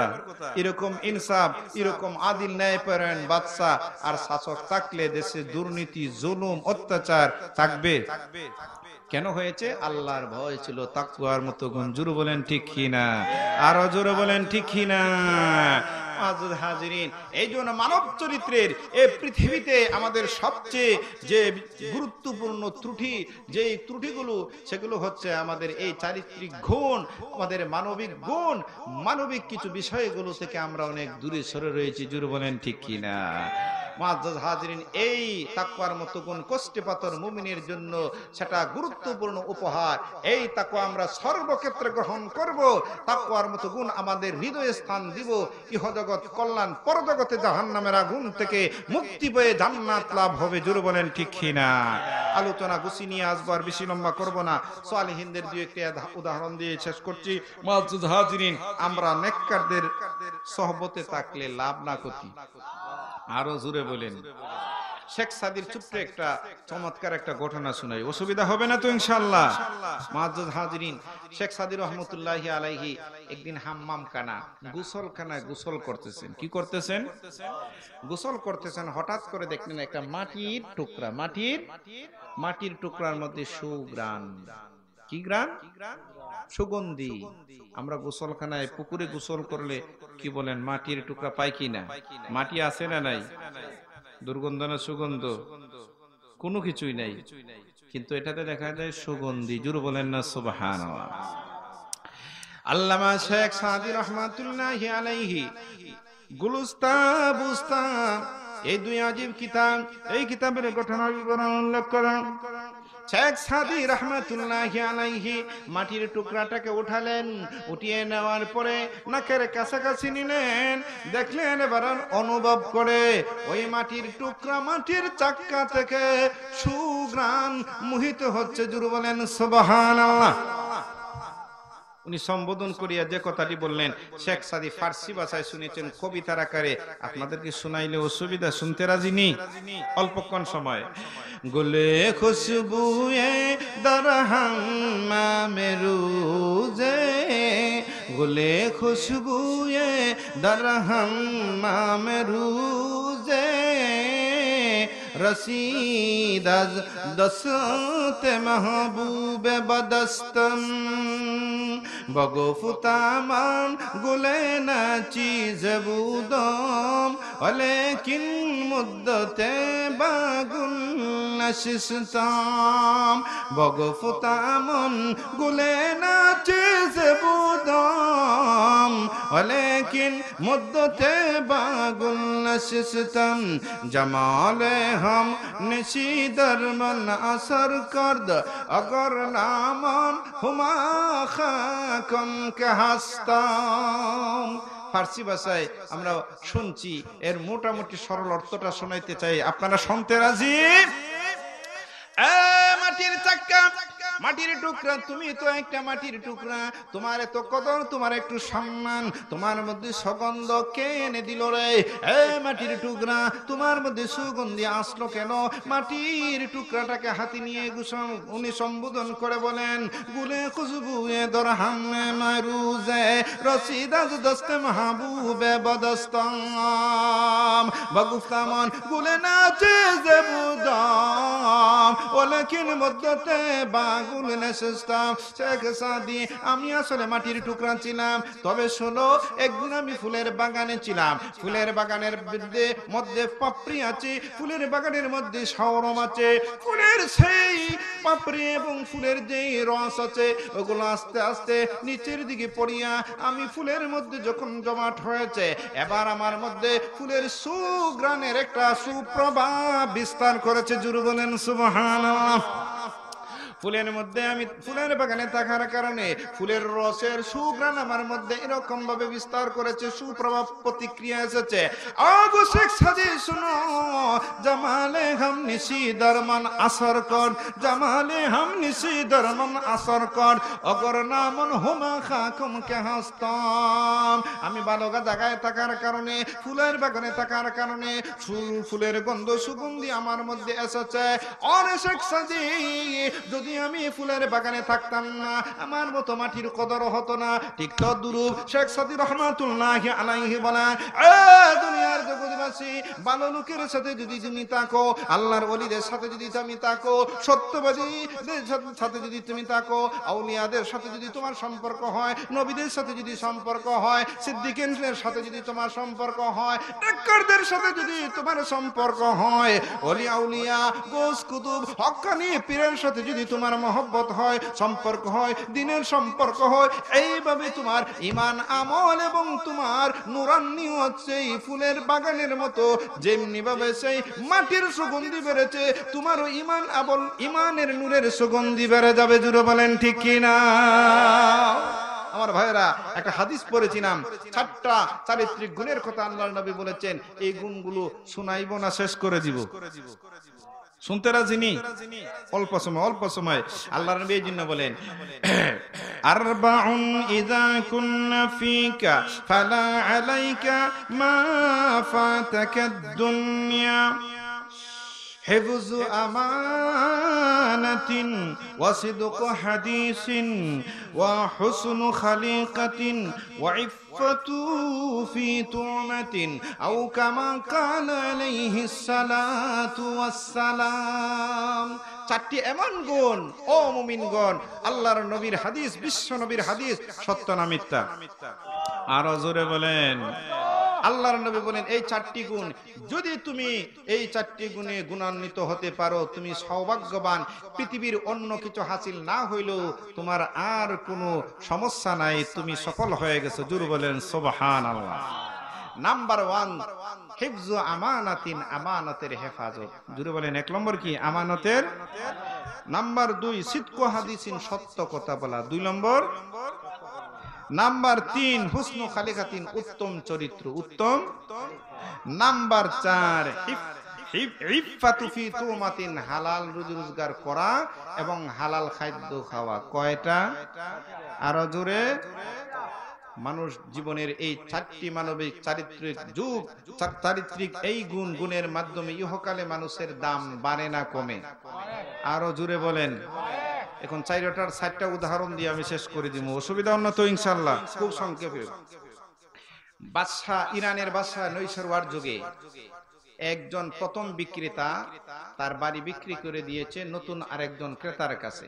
তো আগের যেই লোক বিক্রেতা চলে গেছে জায়গা বর্তমান ক্রেতার কাছে দিয়ে যেই নতুন হয়েছে উনার সেই নতুন নব সেই দখলকৃত জায়গার মধ্যে বাড়ির মধ্যে উনি বিল্ডিং এর কাজ শুরু করছে কি করছে আমাদের দেশে এরকম আছে না যে নতুন ভাবে বাড়ি করে টাকা পয়সা থাকলে দ্রুত গতিতে আলহামদুলিল্লাহ কাজ শুরু করে দেয় জুড়ে বলেন ঠিক কিনা বাড়ির কাজ যখন শুরু করছে ঘর যখন নির্মাণ করবে এই অবস্থায় পাইছে এই বাড়ির এরিয়ার ভিতরে একটা স্বর্ণের কলসি জুড়ে বলেন কিসের কলসি আরো জোরে স্বর্ণের কলসি পাওয়ার সাথে সাথে আমার মতো মৌলবী হইল লোভ আরো জোরে আছে না নাই এখন এই লোকটাই পাইয়ে ওই মনে মনে চিন্তা করতেছে আমার সাবেক যেই বাড়ির এই বাড়ি ছিল সুতরাং এই বাড়ির সম্ভবত এখানে এটা গোপন ভাবে এটা উনি সংরক্ষণের জন্য রেখেছিল সুতরাং এই স্বর্ণের কলসি উনার কাছে নিয়ে যাই জোরে বলেন সুবহানাল্লাহ মাআজাজ হাজিরিন নিয়ে গেল, নিয়ে যাওয়ার পরে বলতেছে, ভাই এই স্বর্ণের কলসি আপনার, নিয়ে এসেছি। কি বলতেছেন ভাইজান? শুনেন, আমার জায়গার চৌদ্দা, আপনি উপরে যতটুকু যেতে পারেন মহাশূন্য পারে দিয়ে প্রথম আকাশ, নিচে সপ্তম জমিন, যতটুকু যাইতে পারেন সবটা আপনাকে রেজিস্ট্রি করিয়া বাড়ির মালিক, জাগার মালিক বানিয়ে দিয়েছি। উপরে মহাশূন্য যতটুকু যেতে পারেন, নিচে সপ্তম জমিনে যতটুকু যেতে পারেন। সুতরাং এই কলসির মালিক আমি না আপনি। জুরু বলেন না সুবহানাল্লাহ। কেমন আমানতের হেফাজত! এখন একজন আর একজনের মধ্যে কি করে ঠেলা টিলি করে, কি করে আরো জোরে, আমরা হইলে ঠেলা ঠেলি না কারাকারি টানাটানি করতাম। আল্লাহর দুই ওলিরা কেমন আমানতের হেফাজত করলো। তখনকার সময়ের বাচ্চার নাম হইল ইরানের নাইসুরওয়া। জুরু বলেন কি নাম? এবার দুজনেই ছিল আমানতদার, দুজনেই ছিল আল্লাহওয়ালা। এবার দুজনের মধ্যে এক শেষ পর্যায়ে একটা চিন্তা করে একটা বিষয় তারা বের করেছে, ভাই এই বিষয়ের সমাধান আমরা করতে পারবো না, চলুন আমরা চলে যাই রাজ দরবারে। আমাদের বর্তমান যিনি বাদশাহ ক্ষমতায় অধিষ্ঠিত নাইসুরওয়া, উনিও হইলেন ইনসাফগার বাদশাহ, ন্যায় প্রতিষ্ঠা করবেন। সুতরাং ওনার কাছে আমরা চলে যাই। ওনার কাছে ওনারা যাইয়া এই যেই তাদের স্টেটমেন্ট আছে স্টেটমেন্টটা সুন্দর করে শোনাইলেন। এবার বাদশাহ বুঝতে পেরেছে আসলে এই দুইজন লোক আল্লাহওয়ালা ইমানদার, একজন আর একজনের কোনো আমানতের খেয়ানত করতে চায় না। জোরে বলেন সুবহানাল্লাহ। বাদশাহ নাইসুরওয়া ঘোষণা করলেন, এই যে দুইজন মুরব্বি আল্লাহওয়ালা, শুনেন, আমি যেই ফয়সালা আপনাদের কাছে পেশ করব আপনারা মানতে রাজি? বাদশাহ মহারাজ, আমরা আপনার যেই সিদ্ধান্ত পেশ করবেন আমরা মানতে রাজি। জোরে বলেন সুবহানাল্লাহ। বাদশাহ ছিল আসলে ইনসাফ ভিত্তিক বিচারক, সেই বিচারটাই তিনি তাদের সামনে উপস্থাপন করবেন। জিজ্ঞাসা করলেন, আপনার সে উপযুক্ত ছেলে আছে কিনা? বিক্রেতাকে বললেন আছে, ক্রেতাকে বললেন আপনার উপযুক্ত মেয়ে আছে কিনা? আছে। সুন্দর প্রস্তাব। শুনুন, ক্রেতা বিক্রেতা দুজনের ছেলে মেয়ের মধ্যে লাগাও আকদের জোড়া। আর ওই বিবাহের মধ্যে যত খরচ আগ থেকে শুরু করে ছেলে পরিশোধ করতে হবে মহারানা, এমনি ভাবে খানি করা সেন্টারে আর ওলিমা খরচ যা কিছু আছে এই বিবাহ শাদীর মধ্যে এই স্বর্ণবর্তী কলসির স্বর্ণ দ্বারা এই বিবাহের আয়োজনের খরচ হবে। জোরে বলেন বিচারটা সুন্দর হইল কিনা? আরো জোরে বলেন সুন্দর হইল কিনা? আমানতের হেফাজত করায় তাদের মধ্যে শান্তি না অশান্তি। সংক্ষেপ করে দিছি। নাম্বার 2, এই জন্য আল্লাহর নবী বলেন, হে আমার উম্মতের দোনেরা, 4টি গুণে গুণবান যদি হতে পারো তোমরা এই সৌভাগ্যবান। দুনিয়ার অন্য কিছু যদি তুমি হাসিল করতে নাও পারো, দুনিয়ার গদ্দি যদি তুমি দখল নাও করতে পারো, আল্লাহ পাক রব্বুল আলামিন তোমাকে সবচেয়ে বড় দুনিয়ার বাদশা বানিয়ে দিবেন। জুড়ে বলেন সুবহানাল্লাহ। নাম্বার 1 হইল আমানতের হেফাজত। জুড়ে বলেন 1 নম্বর। আরো জোরে বলেন 1 নম্বর। নাম্বার 2 ওয়াসিদুকু হাদিসিন, সত্য কথা বলা। আল্লাহর নবী ঘোষণা করেন, আসিদুকু ইয়ানজি ওয়াল কিযবু ইহলিক, সত্য মানুষকে মুক্তি দেয়, বিপদ কিসে আনে? সত্য কথা না মিথ্যা কথায়? আরো জোরে বলেন ওয়াল কিযবু ইহলিক। মাঝে হাজির কথা লম্বা করব না। উমর ইবনুল খাত্তাব রাদিয়াল্লাহু তাআলা আনহুর জামানায় একটা যুবক সন্ত্রাসী কায়দায় বিভিন্ন ধরনের উৎপাত করে খলিফাতুল মুসলিমিন উমর রাদিয়াল্লাহু তাআলা আনহু বললেন, যুবককে ধরে আনো। আমাদের সমাজও যদি রাষ্ট্রীয়ভাবে কেউ সন্ত্রাসী কায়দায় যদি এরকম জঙ্গি পন্থায় দেশের ক্ষতি করতে চায়, তাকে অবশ্যই তাকে শাসনের আওতায় এনে তাকে বিচার করতে হবে। জোরে বলেন ঠিক কিনা? আরো জোরে বলেন ঠিক কিনা? মুআজ্জাজ হাজিরিন, ওই যুবককে যখন ধরে আনা হলো, এবার বিচার কার্য হযরত উমর ইবনুল খাত্তাব যেহেতু তিনি প্রশাসক আইনে আছেন, তিনি যেহেতু প্রেসিডেন্ট, তিনি ঘোষণা করলেন তাকে ফাঁসি কাস্টে ঝুলিয়ে হত্যা করা হবে। কি হবে? জোরে বলেন কি করা হবে? এবার খলিফাতুল মুসলিমিন ওমর রাদিয়াল্লাহু তাআলা আনহু বলেন, এ যুবক, এই মুহূর্তে ফাঁসির মঞ্চে দাঁড় করে তোমাকে হত্যা করা হবে। এই যুবক, তোমার মনে কোনো আশা আছে কিনা? এবার যুবকটা ডাক দিয়ে বলে, ওগো খলিফাতুল মুসলিমিন, জীবন তো আর থাকবে না, জীবন শেষ হয়ে যাবে। জীবনের শেষ পর্যায়ে মরার আগে আমার মনে চায় এক গ্লাস পানি পান করব। কি খাইতে চায়? ওমর বলেন, ঠিক আছে, তোমাকে পানি পান করার সুযোগ দেওয়া হবে। ওমর ইবনুল খাত্তাব রাদিয়াল্লাহু তাআলা আনহু তাকে এক গ্লাস পানি পান করার সুযোগ দিলেন। ওমর রাদিয়াল্লাহু তাআলা আনহু তাকে সময় দিলেন আনুমানিক 2-3 মিনিট। পানি পান করে না। পানি আরো জোরে বলেন না, পানি পান। এখানে কোনো রহস্য আছে না নাই? আরো জোরে বলেন, আছে না নাই? উমর রাদিয়াল্লাহু তাআলা আনহু যুবককে বলেন, যুবক, তুমি পানি পান করো, পানি পান করো, সময় কিন্তু আর বেশি বাকি নাই, তোমাকে ফাঁসি দেওয়া হবে, সময় আর বেশি বাকি নাই। 1 মিনিট চলে গেছে, 2 মিনিট চলে গেছে, 3 মিনিট চলে গেছে, আর কতক্ষণ? আর দিলাম তোমাকে 2 মিনিট সুযোগ। 3 মিনিট চলে গেছে, 4 মিনিট চলে গেছে, আর কয় মিনিট বাকি? আরো জোরে বলেন, কয় মিনিট বাকি? 1 মিনিট মাত্র বাকি আছে। ওমর ইবনুল খাত্তাব রাদিয়াল্লাহু তাআলা আনহুর দিকে তাকিয়ে ওই যুবক বলে, খলিফাতুল মুসলিমিন, তুমি সত্য কথা বলো, পানি পান না করলে আমাকে কি আপনি হত্যা করবেন, ফাঁসি দিবেন? হযরত ওমর বিন মুস্কি হাসি দিবেন, হ্যাঁ হ্যাঁ, তুমি পানি পান না করলে তোমাকে ফাঁসি মঞ্চে দাঁড় করে তোমাকে হত্যা করা হবে না। এই আশ্বাস পাওয়ার পর ওমর ইবনুল খাত্তাবের দিকে তাকিয়ে বলে, আপনি সত্য বলছেন? হ্যাঁ সত্য। আপনি মিথ্যার আশ্রয় নেবেন না? না, মিথ্যার আশ্রয় আমি নিব না। এই অবস্থায় যুবক গ্লাস থেকে পানিটা মাটির মধ্যে ফেলে দিয়েছে। এবার বলেন তো, নিক্ষিপ্ত এই মাটির নিচে যে পানিটা মাটি চুষে খেয়ে ফেলেছে, ওই পানি কি আর গ্লাসে ঢুকানো সম্ভব? আরো জোরে বলেন।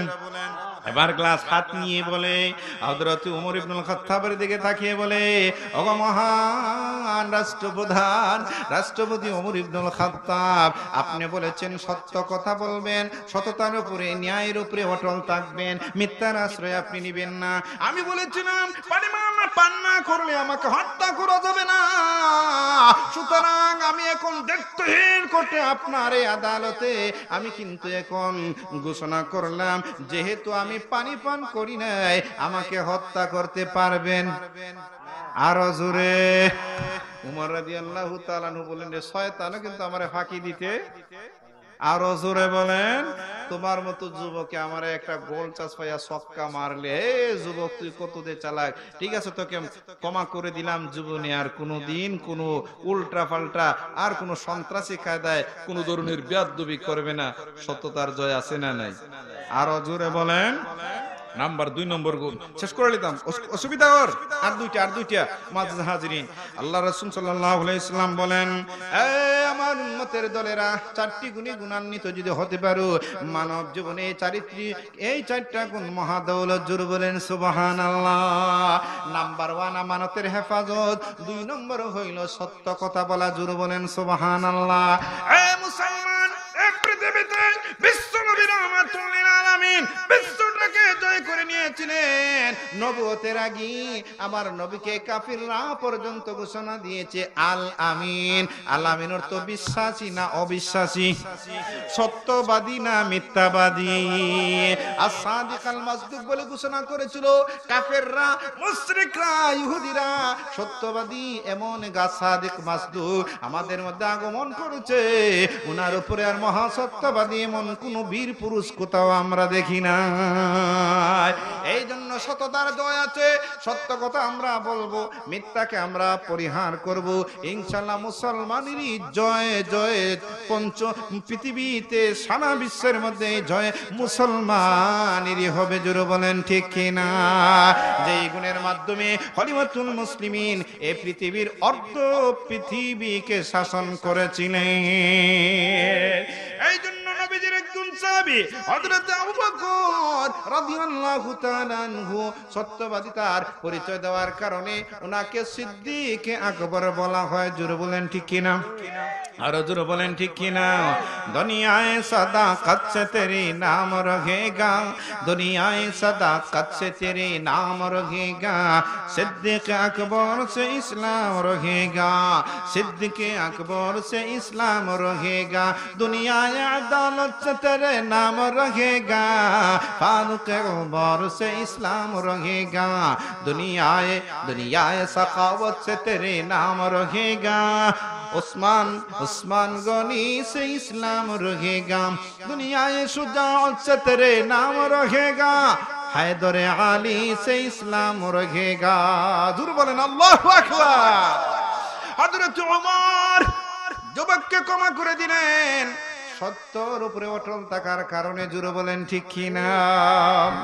নাম্বার 3, উত্তম চরিত্র একটা হলো ব্যবহারিক, আর একটা হইল কিছু অন্তরিক চারিত্রিক, এমন কিছু গুণ যে গুণটা মানব জীবনে দেখা যায় না।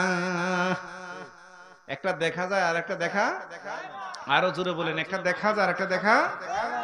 আমাকে তাপ্পর মারছে, তাকে আমি তাপ্পর না মেরে তাকে আমি হাত বুলিয়ে দিলাম। মহানবী সাল্লাল্লাহু আলাইহি ইসলামের খুলুকে আযম মহান চরিত্রের গুণটা আমার মধ্যে আমি বিদ্যমান করে আমি তাকে মাফ করে দিলাম। এটা হইল ব্যবহারিক গুণ। জোরে বলেন ঠিক কিনা? আরো জোরে বলেন ঠিক কিনা? এমনি ভাবে গালিগুলা করলাম না, খারাপ ব্যবহার কারোর সাথে করলাম না, সদাচরণ করলাম, মুআশারাত করলাম, সুন্দরভাবে ভালো ব্যবহার করলাম, উত্তম ব্যবহার দেখাইলাম, সর্বজনের সাথে সব ধরনের মানুষের সাথে সমান ব্যবহার দেখাইলাম, সাম্য ব্যবহার দেখাইলাম, সৎ ব্যবহার দেখাইলাম। এটা বাহ্যিক। আর একটা চারিত্রিক এমন গুণ আছে যেটা মহান রব্বুল আলামিনের সাথে সেটার কানেকশন দুনিয়ার কোনো মানুষ সেটা দেখে না, জানে না। জোরে বলেন ঠিক কিনা? এটা উদাহরণ দিয়ে বুঝাই। কষ্ট হন নাকি? অল্প সময় মোটামুটি গুছিয়ে নিয়ে এসেছি, আর অল্প সময়। দারুল উলুম দেওবন্দ আপনারা নাম শুনেছেন, দারুল উলুম দেওবন্দের নাম আপনারা শুনেছেন কিনা? দারুল উলুম দেওবন্দের ছাত্র, আল্লাহু আকবার, উনি যেই মাদ্রাসা থেকে ছুটি হয় এবং মাদ্রাসাতে আসে, রাস্তায় হলো জমিদারের বাড়ি। রাস্তায় কি? আরো জোরে। জমিদারের বাড়ির পাশ হয়ে যেতে হয় যে রাস্তাটি, ওই জমিদার বাড়ির মেয়ে খলিফা ওই দারুল উলুম দেওবন্দের দৌড়ায় হাদিসের ক্লাসের ছাত্র। এই ভদ্র মহিলাটা, এই ছাত্রটা খুবই ছিল সুন্দর দেখিয়া, কিন্তু মনে মনে তারে লাইক করেছে, আই লাভ ইউ বলেছে। এর মানে কি বুঝলেন? বলেন না, লাইক মানে কি? ভালো যখন বেসেছে, এবার মনের আশা পুরা করার সুযোগ পায়। হঠাৎ করে একদিন তার কর্মচারী খাদিমরে বলে, এই ওই যে মৌলবীটা আমাদের বাড়ির থেকে আসা যাওয়া করে, তার লজিং থেকে যাওয়ার পথে, মাদ্রাসায় যাওয়ার পথে তাকে বলবে এই বাড়িওয়ালা, এর মানে আমার আব্বা জমিদার সাহেব তাকে দাওয়াত করেছেন। মৌলবী মুন্সিরা কিন্তু, হুজুররা কিন্তু দাওয়াতের খবর পাইলে কিন্তু দৌড়ে আসে। জোরে বলেন ঠিক কিনা? আরো জোরে বলেন ঠিক কিনা? দাওয়াত পাইলে কিন্তু খবর আছে, দৌড়ে আইবে।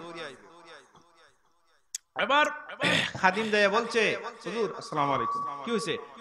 এই যে জমিদার বাড়ির মালিকে আপনাকে দাওয়াত করছে, অল্প সময়ের জন্য আপনি দাওয়াত গ্রহণ করুন, জমিদার সাহেবের সাথে আপনি দেখা করুন, তাই নাকি? এখন চিন্তা করে ক্লাসের টাইমে বেশি সময় আর বাকি নেই, বেশিক্ষণ আর বাকি নাই, অল্প সময়ের ভিতরে চলে যেতে হবে। তখনকার সময়ে যিনি দাস দিচ্ছেন, আল্লাহু আকবার, শাইখুল আরব ওয়াল আজম হুসাইন আহমদ মাদানী রাহমাতুল্লাহি আলাইহি। জোরে বলেন সুবহানাল্লাহ। বন্ধুরা আমার, এই দারুল উলুম দেওবন্দের ছাত্র যেমন তেন কোন ইউনিভার্সিটির মাদ্রাসার ছাত্র নন, দারুল উলুম দেওবন্দের ছাত্র, তাও হইলেন দর্শে হাদিস, দৌড়ায় হাদিসের ছাত্র। কেমন চরিত্র হবে, কেমন তার আচার হবে, কেমন তার মওলার প্রতি তার চরিত্রটা গড়ে উঠবে। মুআজ্জাজ হাজিরিন, এই অবস্থায় চিন্তা করে দেখেছে, জমিদার বাড়ির মালিক আমাকে দাওয়াত দিয়েছে, এই রাস্তা দিয়ে যেহেতু আসা যাওয়া করতে হয়, ওনার বাড়ির রাস্তাটা যেহেতু আমাকে ব্যবহার করতে হয়। যদি না যায় তাহলে তো হয়তো পারে আমার রাস্তায় ব্যারিকেড করতে পারে, আমাকে ওই জায়গায় নিষেধ করতে পারে। দ্রুত গতিতে জমিদার বাড়ির উদ্দেশ্যে রওনা হয়ে গেছে। আগে কিন্তু খাদিমকে, সেবিকা নার্সকে বলে দিয়েছে, আজকে আমার রুমটা সুন্দর করে সাজাও, আতর দিয়া গোলাপ দিয়া সুন্দর করে সাজিয়েছে। এমনি ভাবে উন্নত ধরনের ফুল দিয়া ঘরটাকে সাজিয়েছে। ফুল দ্বারা, ফল দ্বারা, সুগন্ধি দ্বারা সুন্দর করে ঘরটাকে সাজিয়ে দরজা জানালা সবকিছু একটি একটি করে বন্ধ করে দিয়েছে, শুধুমাত্র ঢুকবার দরজাটা খুলে দিয়েছে। এবার খাদেম বলেছে, ও শাহজাদি, আমি কি নিয়ে আসবো? ওই মৌলবীকে নিয়ে আসো। এবার বলে দিয়েছে খাদিম, তুমি অন্যত্র দূরে থাকো, প্রয়োজন যদি হয় আমি ডাক তুমি আসবে। খাদিম চলে এসেছে। নার্স ছিল সেবিকা, সেবিকাও সেখান থেকে চলে এসেছে। এবার বলেন ওই রুমের ভিতরে কয়জন? আরো জোরে বলেন কয়জন? দুইজন। যখন যুবক আর যুবতী, আমার যুবক বন্ধুরা, কথাটা গভীর ভাবে লক্ষ্য করুন। এরকম একটা সুবর্ণ সুযোগ, গোলচাঁদ, যার শরীরের মধ্যে যৌবনের তারুণ্য আছে, যৌবনের উচ্ছ্বাস আছে, এরকম একটা যুবতী মহিলা, আর ওই যুবক করে বলুন তো, যৌন কেলেঙ্কারি, অবৈধ গুনার কাজের দিকে মনটা দাবিত হবে কি হবে না? জোরে বলেন, অবৈধ কাজের দিকে মনটা দাবিত হবে কি হবে না? আল্লাহু আকবার। ওই যুবক চিন্তায় পড়ে গেছে।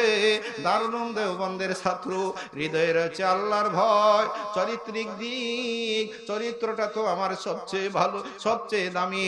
এই ভদ্র মহিলাকে আমি ব্যবহার করতে পারি, টাচ করতে পারি। ভদ্র মহিলা বারবার বলছে, এ মৌলভী, তোমাকে কেন আমি এই রুমে এনেছি? আমার মনের মধ্যে তোমার মহব্বত ঢুকিয়া গেছে, তোমার প্রতি আমি আশিক হয়ে গেছি, তোমাকে আমি লাইক করি, আই লাভ ইউ। আজকে আমার মনের আশা পূর্ণ না করলে ঘর থেকে বের হওয়ার সুযোগ নাই, দরজা জানালা সবকিছু আমি কিন্তু বন্ধ করে দিয়েছি। যুবক রে, আমি কিন্তু তোমাকে ভালোবাসি, আমার ভালোবাসার সেই তাগিদে তুমি এখানে এসেছো, আর তোমাকে ছাড় দিব না। যুবক, তুমি আমার মনের আশা পূর্ণ করো।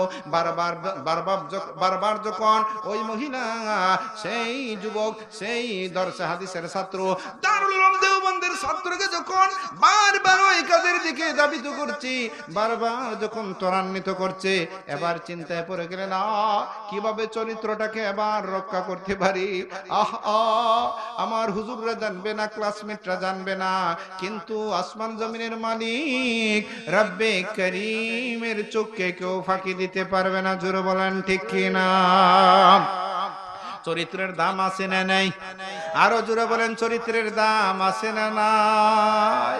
ওই জমিদারের বাড়ির মেয়ের সাথে তার যদি সম্পর্ক হয়ে যায়, কানেকশন লিংক হয়ে যায়, দুনিয়াতে তার লাভ আছে না নাই? আরো জোরে বলেন, দুনিয়াতে লাভ তার আছে না নাই? কিন্তু মওলাই কারিমের দরবারে দাম নাই। জোরে বলেন ঠিক কিনা? আমার চরিত্রের দাম থাকবে না, আমার ইজ্জত আবরুর কোনো কিছু দাম থাকবে না। প্রভু, কি করতে পারি? আমি তো দারুল উলুম দেওবন্দের ছাত্র, আমি তো দরসে হাদিসের ছাত্র, আমি তো জানতেন লোক না, আমি এখন কি করতে পারি? ভদ্র মহিলার অবস্থা দেখছে, এবার কোনো ক্রমে তার কাছ থেকে বাঁচার উপায় নাই। সাময়িক সময়ের জন্য বলল, মন ঠিক আছে, ও ভদ্র মহিলা, তোমার এই মনের আশা আমি পূর্ণ করব। অল্প সময় আমাকে ফ্রেশ হওয়ার জন্য আমাকে বাথরুমের সুযোগ করে দাও। গুনাহ করার ক্ষমতা প্রত্যেকটি যুবক যুবতীর আছে, আবার ওইটা থেকে বাঁচার জন্য চেষ্টা করারও যোগ্যতা আল্লাহ দিয়েছেন কিনা? কথা বলেন। গুনাহ করার যোগ্যতা প্রত্যেকটি যুবক যুবতীর, প্রত্যেকটি মানুষের আছে, বাঁচার জন্য চেষ্টা করার যোগ্যতা। আরো জোরে বলেন। উদাহরণ, মোবাইলে কত কিছু আছে, আউলা বালা, বালোর দিক আছে, যেমন কোরআনের তেলাওয়াত, গজল, ওয়াজ, নসিহত, আবার গুনারও কিছু ফিল্ম আছে না নাই? একটা যুবক ইচ্ছা করলে ভালো জিনিস দেখতে পারে, ইচ্ছা করলে খারাপ জিনিসও দেখতে পারে, কিন্তু আল্লাহ তাকে খারাপ থেকে বাঁচার জন্য এই যোগ্যতা দিয়েছে। সে তার হৃদয়টাকে সামলাতে পারে, আত্মসংযম সাধনা সে করতে পারলেই সে গুনাহ থেকে বাঁচতে পারে, চরিত্রের হেফাজত করতে পারে। জোরে বলেন ঠিক কিনা? সময় কম, মূল কথাটা বলতে যাচ্ছি। যুবক কি করলো দেখছি চিন্তা করে, এখন তো এই মহিলার তাবা থেকে আর বাঁচার কোনো সুযোগ, একটাই সুবিধা, সেটা হলো সেই কাজটি করতে হবে। সেটা হলো আমার শরীরের মধ্যে কোনো দুর্গন্ধ যদি এখন ব্যবহার করতে পারি, সেই কমেটের ভিতরে হাত ঢুকাইয়া, বাথরুমে কমেটের ভিতরে হাত ঢুকাইয়া ময়লা যে ছিল সেই পায়খানা ময়লা আবর্জনা বাহ্যি মলমূত্র তার মাথার মধ্যে স্পর্শকাতর, তার চুলের মধ্যে, তার মুখের মধ্যে, এমনি ভাবে সমস্ত শরীরের মধ্যে লাগাইয়া এবার বাথরুম থেকে বের হইয়া মহিলার সামনে হাজির। এবার বলুন তো, এই সুন্দরী রূপসী আধুনিকা ম্যাডাম এই আফায় চয়েস করব? আরো জোরে। এখন বলতেছে, হায় রে, এমনিই তো তোদেরকে মানুষ ফগা বলে না, এত সুবর্ণ সুযোগ, এত কিছু তোকে আমি করে দিলাম, এরকম সুযোগ কি কেউ হাত ছাড়া করে? এই বেয়াদব কুতাখার, এই গাদা কুতাখার, পথাকান্দা কুতাখার, আমার ঘর থেকে বের হয়ে যা। নার্সকে বলেছে, খাদিমকে বলেছে, তাড়াতাড়ি থাকে আমার ঘর থেকে বের করে দিয়ে। আমার বন্ধুরা, যদিও মহিলা ধিক্কার দিয়েছে, নিন্দা করেছে, এই পুরুষ কেউ কেউ বলেছেন, শাহ আব্দুল আজিজ মুহাদ্দিসে দেহলভী রহমতুল্লাহি আলাইহি, জোরে বলেন সুবহানাল্লাহ। দারুল উলুম দেওবন্দের সেই শাগির্দ, আল্লাহু আকবার। লাভ হইছে না ক্ষতি হইছে? লাভটা বলি আমার আলোচনা শেষের দিকে নিয়ে আসবো। কষ্ট হর অল্পক্ষণ, আর 5 মিনিট শুনতে রাজি? 5 মিনিট, 5 মিনিট। এবার ওনার শরীরটা এরকম ভাবে নাপাক, জোরে বলেন ঠিক কি না? শরীরের মধ্যে নাপাক না? শরীরের মধ্যে এই অবস্থা নিয়ে, এই ময়লা নিয়ে ক্লাসে যেতে পারবেন? খুব দ্রুত গতিতে তিনি লজিংয়ে গেলেন, গোসল করলেন।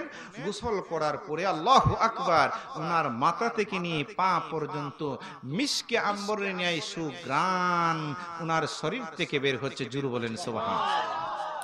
যেহেতু এইদিকে এই ঘটনাটা ঘটে গিয়েছে, সময় মতো ক্লাসে যেতে পারেন নাই, শাহ আব্দুল আজিজ মুহাদ্দিস দেহলভী রাহমাতুল্লাহি আলাইহি সকল ক্লাসমেটদের আগে না পিছনে বসেছেন?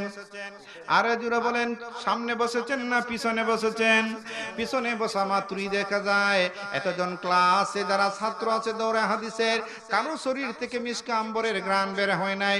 উনি আগমন করার সাথে সাথে মিশকে আম্বরের সুঘ্রাণ বের হয়েছে। জোরে বলেন সুবহানাল্লাহ। শাইখুনা মুনাজ্জম হুসাইন আহমদ বদরি রাহমাতুল্লাহি আলাইহি দাঁত বন্ধ করে দিলেন, দাঁত বন্ধ করে দিলেন। হাদিস পড়ান না, চোখ উঠিয়ে তাকিয়ে দেখেন কে রে ক্লাসে এসে ঢুকেছে। ঢুকার সাথে সাথে তার শরীর থেকে মিশকে আম্বরের সুঘ্রাণ বের হচ্ছে। জোরে বলেন সুবহানাল্লাহ।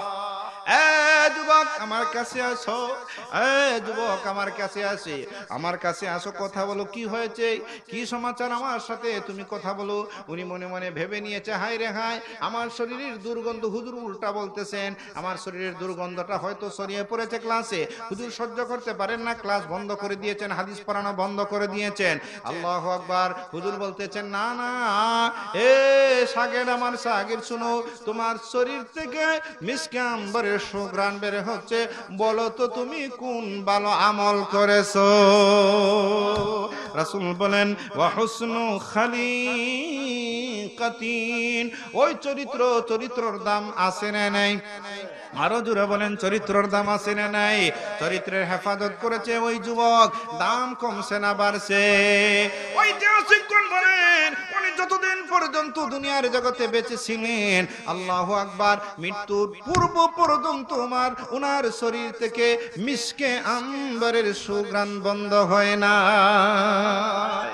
4 নম্বরটা হলে শেষ না, থাকতো অন্যদিন হলি তো। আমি 4 নম্বরটা, রাসূল বলেন, ওয়া ইফফাতু ফি তু'মাতিন, চারিত্রিক গুণের গুণাবলীর বৈশিষ্ট্য আরেকটা হইল, আল্লাহ রাসূল সাল্লাল্লাহু আলাইহি ওয়াসাল্লাম বলেন, হালাল খাবার খাওয়া, হালাল রুজি রোজগার করিয়া হালাল খাওয়া না হারাম খাওয়া? সুদ ঘুষ খাওয়া? হালাল খাইতে রাজি? রাজি তো? উপহার এবং উপকারের একটা ছোট্ট একটা চমৎকার ঘটনা শুনাই, আলোচনা শেষ। আর লম্বা করে কথা কষ্ট দিব না। রাজি আছেন না আপনারা? আপনারা শুনেছেন বাদশাহ আলমগীর রহমতুল্লাহি আলাইহির কথা, শুনেন নাই? বাদশাহ আলমগীর রহমতুল্লাহি আলাইহি আলিম উলামাকে মহব্বত করতেন। ওনার একজন উস্তাদ ছিলেন, আল্লাহু আকবার, মোল্লা জিয়ুন রহমতুল্লাহি আলাইহি। মাঝে মধ্যে বিভিন্ন জায়গায় দাস দিতেন, পড়াতেন। উনিও ওনার কাছে পড়তো বাদশাহ আলমগীর। জুড়ে বলেন সুবহানাল্লাহ। আগের বাদশারা ওরা কিছু লেখাপড়া করতো, আলিম উলামাদের সাথে সম্পর্ক রাখতো। জুড়ে বলেন ঠিক কিনা? যাই হোক, লেখাপড়া করতেছেন। ওনাকে লেখাপড়া করার পরে মাঝে মধ্যে 10 টাকা 15 টাকা হাদিয়া গিফট হিসাবে দান করতো ওনার উস্তাদ মোল্লা জিয়ুন, যিনি নুরুল আনওয়ার কিতাবের লেখক। জুরু বলেন সুবহানাল্লাহ। একদিনের ঘটনা, মোল্লা জিয়ুন রহমতুল্লাহি আলাইহির মেয়ের বিবাহ ঠিকঠাক হয়েছে। তো এই দিন মোল্লা জিয়ুন রহমতুল্লাহি আলাইহি মনে মনে ভাবলেন যে আজকে আমার সাগের বাদশাহ আলমগীরে যিনি বাদশাহ, ওনার কাছে যদি কোনো কিছু দাবি করা হয় তাহলে ওনার অনুদানটা ছোট্ট হবে না বড় হবে? আমাদের যে প্রধানমন্ত্রীর কাছে কোনো এমপি যদি একটা অনুদানের যদি আবেদন করে, মোটামুটি হইলে একটা বড় ধরনের একটা অনুদান অবশ্যই উনি গ্রহণ করবেন। জুরু বলেন ঠিক কিনা? আরো জুরু বলেন ঠিক কিনা? বাদশাহ আলমগীর রহমতুল্লাহি আলাইহির কাছে এদিন ওনাকে পড়ানোর পরে বললেন যে আমার মেয়ের বিবাহ সবকিছু ঠিকঠাক, আপনি কিছু সহযোগিতা করুন। তো আলমগীর রহমতুল্লাহি আলাইহি চিন্তায় পড়ে গেলেন, অন্য দিন আমার যা কিছু ছিল, আমার রাষ্ট্রীয় কোষাগারে আমার ব্যক্তিগত কিছু যে বেতন ভাতা ছিল, এগুলো থেকে হুজুরকে দিতাম, আজকে তো দেওয়ার মতো কিছু নাই। তো যাই হোক, উনি কিন্তু আবার ব্যক্তিগতভাবে একটা কাজ করতেন, হালাল একটা কাজ করতেন, রাষ্ট্রীয় কাজের পাশাপাশি। কাজটার কথা কইতামনি, হুজুরের কাছে ক্লাস করার পরে রাত্রিবেলায়, দিনের বেলায় করতেন তিনি দুনিয়া বিষয়ী কাজ, রাষ্ট্রের কাজ, আর গভীর রজনীতে তিনি কিছু টেইলারি কাজ করতেন। কিসের কাজ? দর্জিগিরির কাজ। কি বলেন? দর্জিগিরি কাজ। কাজ কি খারাপ? নাজাইজ। আরো জোরে বলেন নাজাইজ, হারাম। এই কাজ করে যা কিছু তিনি কাপড় চোপড় সেলাই করতেন, বাজারে বিক্রি করে দিতেন। বাজারে বিক্রি করে তিনি ডাল চাল খিচুড়ি যা কিছু পাইতেন এটা নিজে খাইতেন, এবং প্রয়োজন হইলে কাউকে তিনি হাদিয়া দিতেন। জুরু বলেন সুবহানাল্লাহ। এই দিন দেখা যায় তেমন কিছু নাই, তবে ওই যে উনি যে নিজে যে কিছু দর্জিগিরি করে টাকা পয়সা পাইতেন, তেমন কিছু উল্লেখযোগ্য নাই, আছে মাত্র দেওয়ার মতো 10 পয়সা। কয় পয়সা? জুড়ে বলেন কয় পয়সা? যাই হোক, তদানীন্তন সময়ের জন্য 10 পয়সাও কম না। জুড়ে বলেন ঠিক কিনা? যাই হোক, কথা সংক্ষেপ করে নিয়ে এসেছে, আর 2-1 মিনিট শেষ হয়ে যাবে। বাদশাহ আলমগীর রহমতুল্লাহি আলাইহিকে যখন ওনার উস্তাদজি বললেন, এই বাদশাহ, আমার মেয়ের বিবাহ ঠিকঠাক, তোমার দাওয়াত, আর পারলে তুমি কিছু সহযোগিতা করো।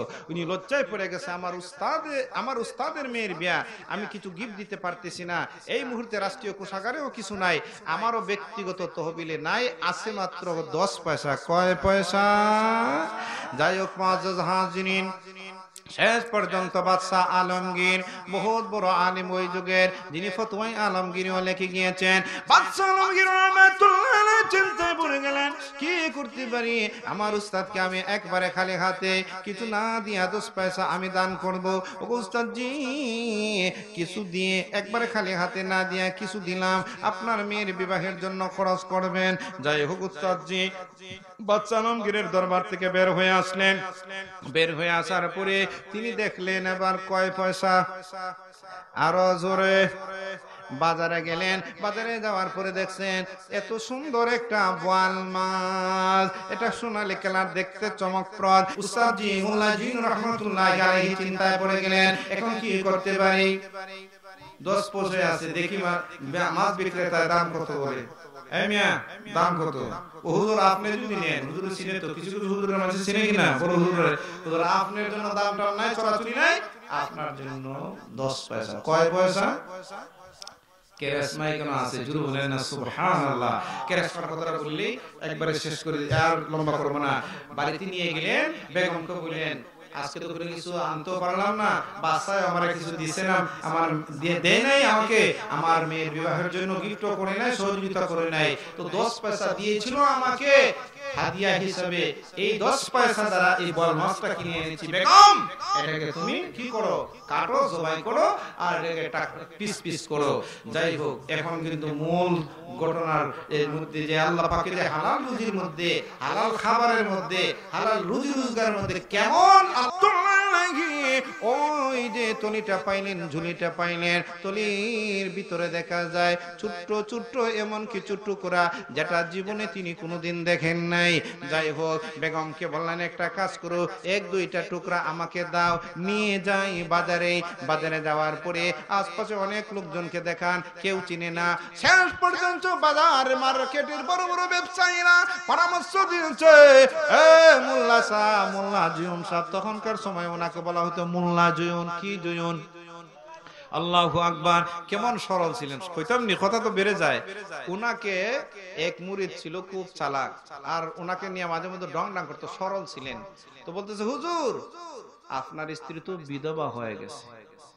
বলেন তো মহিলারা বিধবা কখন হয়? স্বামী তাকলে না মারা গেলে? আরো জোরে বলেন। তো হিতাকাঙ্ক্ষী মুরিদানও আছে, আরেকজন আইতেছে, হুজুর কাঁদতেছে। হুজুর আপনি কান্দেন কেন? কোন মোল্লা? মোল্লা জয়ুন। জোরে বলেন সুবহানাল্লাহ। আরে আমার এক শিষ্য বলছে আমার স্ত্রী নাকি বিধবা হইয়া। ও হুজুর, বিধবা মানে আপনি কি বুঝলেন? এর মানে বিধবা তো হইলো আমার স্ত্রী তখন বিধবা, স্বামী থাকলে না, না থাকলে, জীবিত থাকলে না মারা গেলে। ও হুজুর আপনি তো আছেন, তা আপনার স্ত্রী বিধবা হবে কি করে? কেমন সরল, কেমন সততার আল্লাহু আকবার তাদের মধ্যে ছিল। মোল্লা জুয়ুন বলেন, মুসলমান, সে তো আমার শিষ্য মুসলমান, সে যে মিথ্যা কথা বলবে এটা তো আমার ধারণাই ছিল না। নতুন ভাবে আমার ধারণা হলো যে মুসলমান ইমানদার হয়ে যে মিথ্যা কথা। আল্লাহু আকবার, জোরে বলেন না আল্লাহু আকবার। কথাটা শেষ করে দিলাম। মোল্লা জুয়ুন এই তলিটা নিয়ে চলে গেলেন স্বর্ণের দোকানে। সবাই বলল, হুজুর এটা আমরা কেউ চিনবো না, আপনি স্বর্ণের দোকানে চলে যান। স্বর্ণের দোকানে নিয়ে যাওয়ার পরে এই যে 1-2 টুকরা তিনি দেখালেন যে এগুলা কি, আপনারা কি, আপনারা বলেন তো এটা কি? ওরা বলতেছে, হুজুর এটা তো হীরা মণি মুক্তা। শেষ, আরে 2 মিনিট। জি, মণি মুক্তা। হুজুর এটা হচ্ছে মণি মুক্তা। তাই নাকি? হীরা মণি মুক্তা তোমরা কি কিনবা? বাবা আপনি যেই বড় বড় টুকরা দেখাইছেন এই সবগুলো আমরা রাখতে পারবো না, ছোট্ট করে একটা টুকরা আমি রাখবো। দাম কত? তখনকার সময়ে 50,000। জোরে বলেন সুবহানাল্লাহ। আরো জোরে। 50,000 নিয়া মেয়ের বিয়া সবকিছু গাইয়া, সেন্টার বেটার যা কিছু আছে সবকিছু সম্পন্ন করিয়া এবার মোল্লা জুয়ুন রহমতুল্লাহি আলাইহি বাকি ওই তলিটা নিয়া বাদশা আলমগীরের দরবারে হাজির। জোরে বলেন সুবহানাল্লাহ। ও বাদশা আলমগীর, এই নো তোমার এই হীরা মণি মুক্তা জৌহরের এই তলি, এটা আমার না, তবে আমি 50,000 দিয়ে আমার মেয়ের বিয়া ঠিকঠাক করে সবকিছু সম্পন্ন করেছি, দামালের হাতে আমার মেয়েকে উঠাইয়ে দিয়েছি। বাবা তোমার এই বাকি টাকা, বাকি এই হীরা মণি মুক্তা জৌহর তুমি গ্রহণ করো। বাদশা আলমগীর বলে, হুজুর বুঝলাম না, কি ঘটনা? কি ঘটনা? সবকিছু বিবরণ শুনাইলেন। শুনানোর পরে এবার বাদশা আলমগীর বলেন, হুজুর আমিও আল্লাহর কাছে দোয়া করতেছিলাম, আপনি আপনার মেয়ের বিবাহ, আমি আপনাকে সহযোগিতা করতে পারতেছি না, খুব লজ্জা পেয়ে গেলাম। রব্বুল আলামিনের দরবারে দুটো হাত উঠিয়ে দোয়া করলাম, আল্লাহ আমার উস্তাদ কি কোনো কিছু দিতে পারলাম না, মাত্র দিলাম 10 পয়সা। কয় পয়সা? আরো জোরে। এই 10 পয়সাতে কি হবে? আল্লাহ পাক রব্বুল আলামিন ওই অল্প টাকার মধ্যে, অল্প পয়সার মধ্যে যদি হালাল রুজির হয়ে থাকে, জুড়ে বলেন আল্লাহ বরকত দিতে পারেন কিনা? এই 1 পয়সা 10 পয়সাকে আল্লাহ কোটি কোটি টাকায় বর্ধিত করে মোল্লা জুয়ুনের জীবনকে আল্লাহ পাল্টে দিয়েছেন। জুড়ে বলেন সুবহানাল্লাহ। আরো জোরে। মাযুদ হাজিরিন, এই জন্য রাসূল বলেছেন 4টা গুণ মানবিক চরিত্রের জন্য ইহকালীন কল্যাণ পরকালীন কল্যাণ। একটা হইল আমানতের হেফাজত, 2 নম্বর হলো সত্য কথা বলা, 3 নম্বর হলো চারিত্রিক গুণ। জোরে বলেন 3 নম্বর কি? চারিত্রিক গুণ, উত্তম চরিত্র। বললাম তো একটা হলো ব্যবহারিক কিছু আছে, আর একটা আছে গুরুত্বপূর্ণ আধ্যাত্মিক, যেটা বাতিনি আভ্যন্তরীণ চারিত্রিক দিক। জোরে বলেন ঠিক কি না? আল্লাহ আমাদেরকে নসিব করুন। আর 4 নম্বর হইল হালাল রুজি করা এবং হালাল খাওয়া। এটাও শান্তি দুনিয়ার জগতে। আজকে অশান্তি কেন? হালাল আমরা রুজি করি না, হালাল খাই না।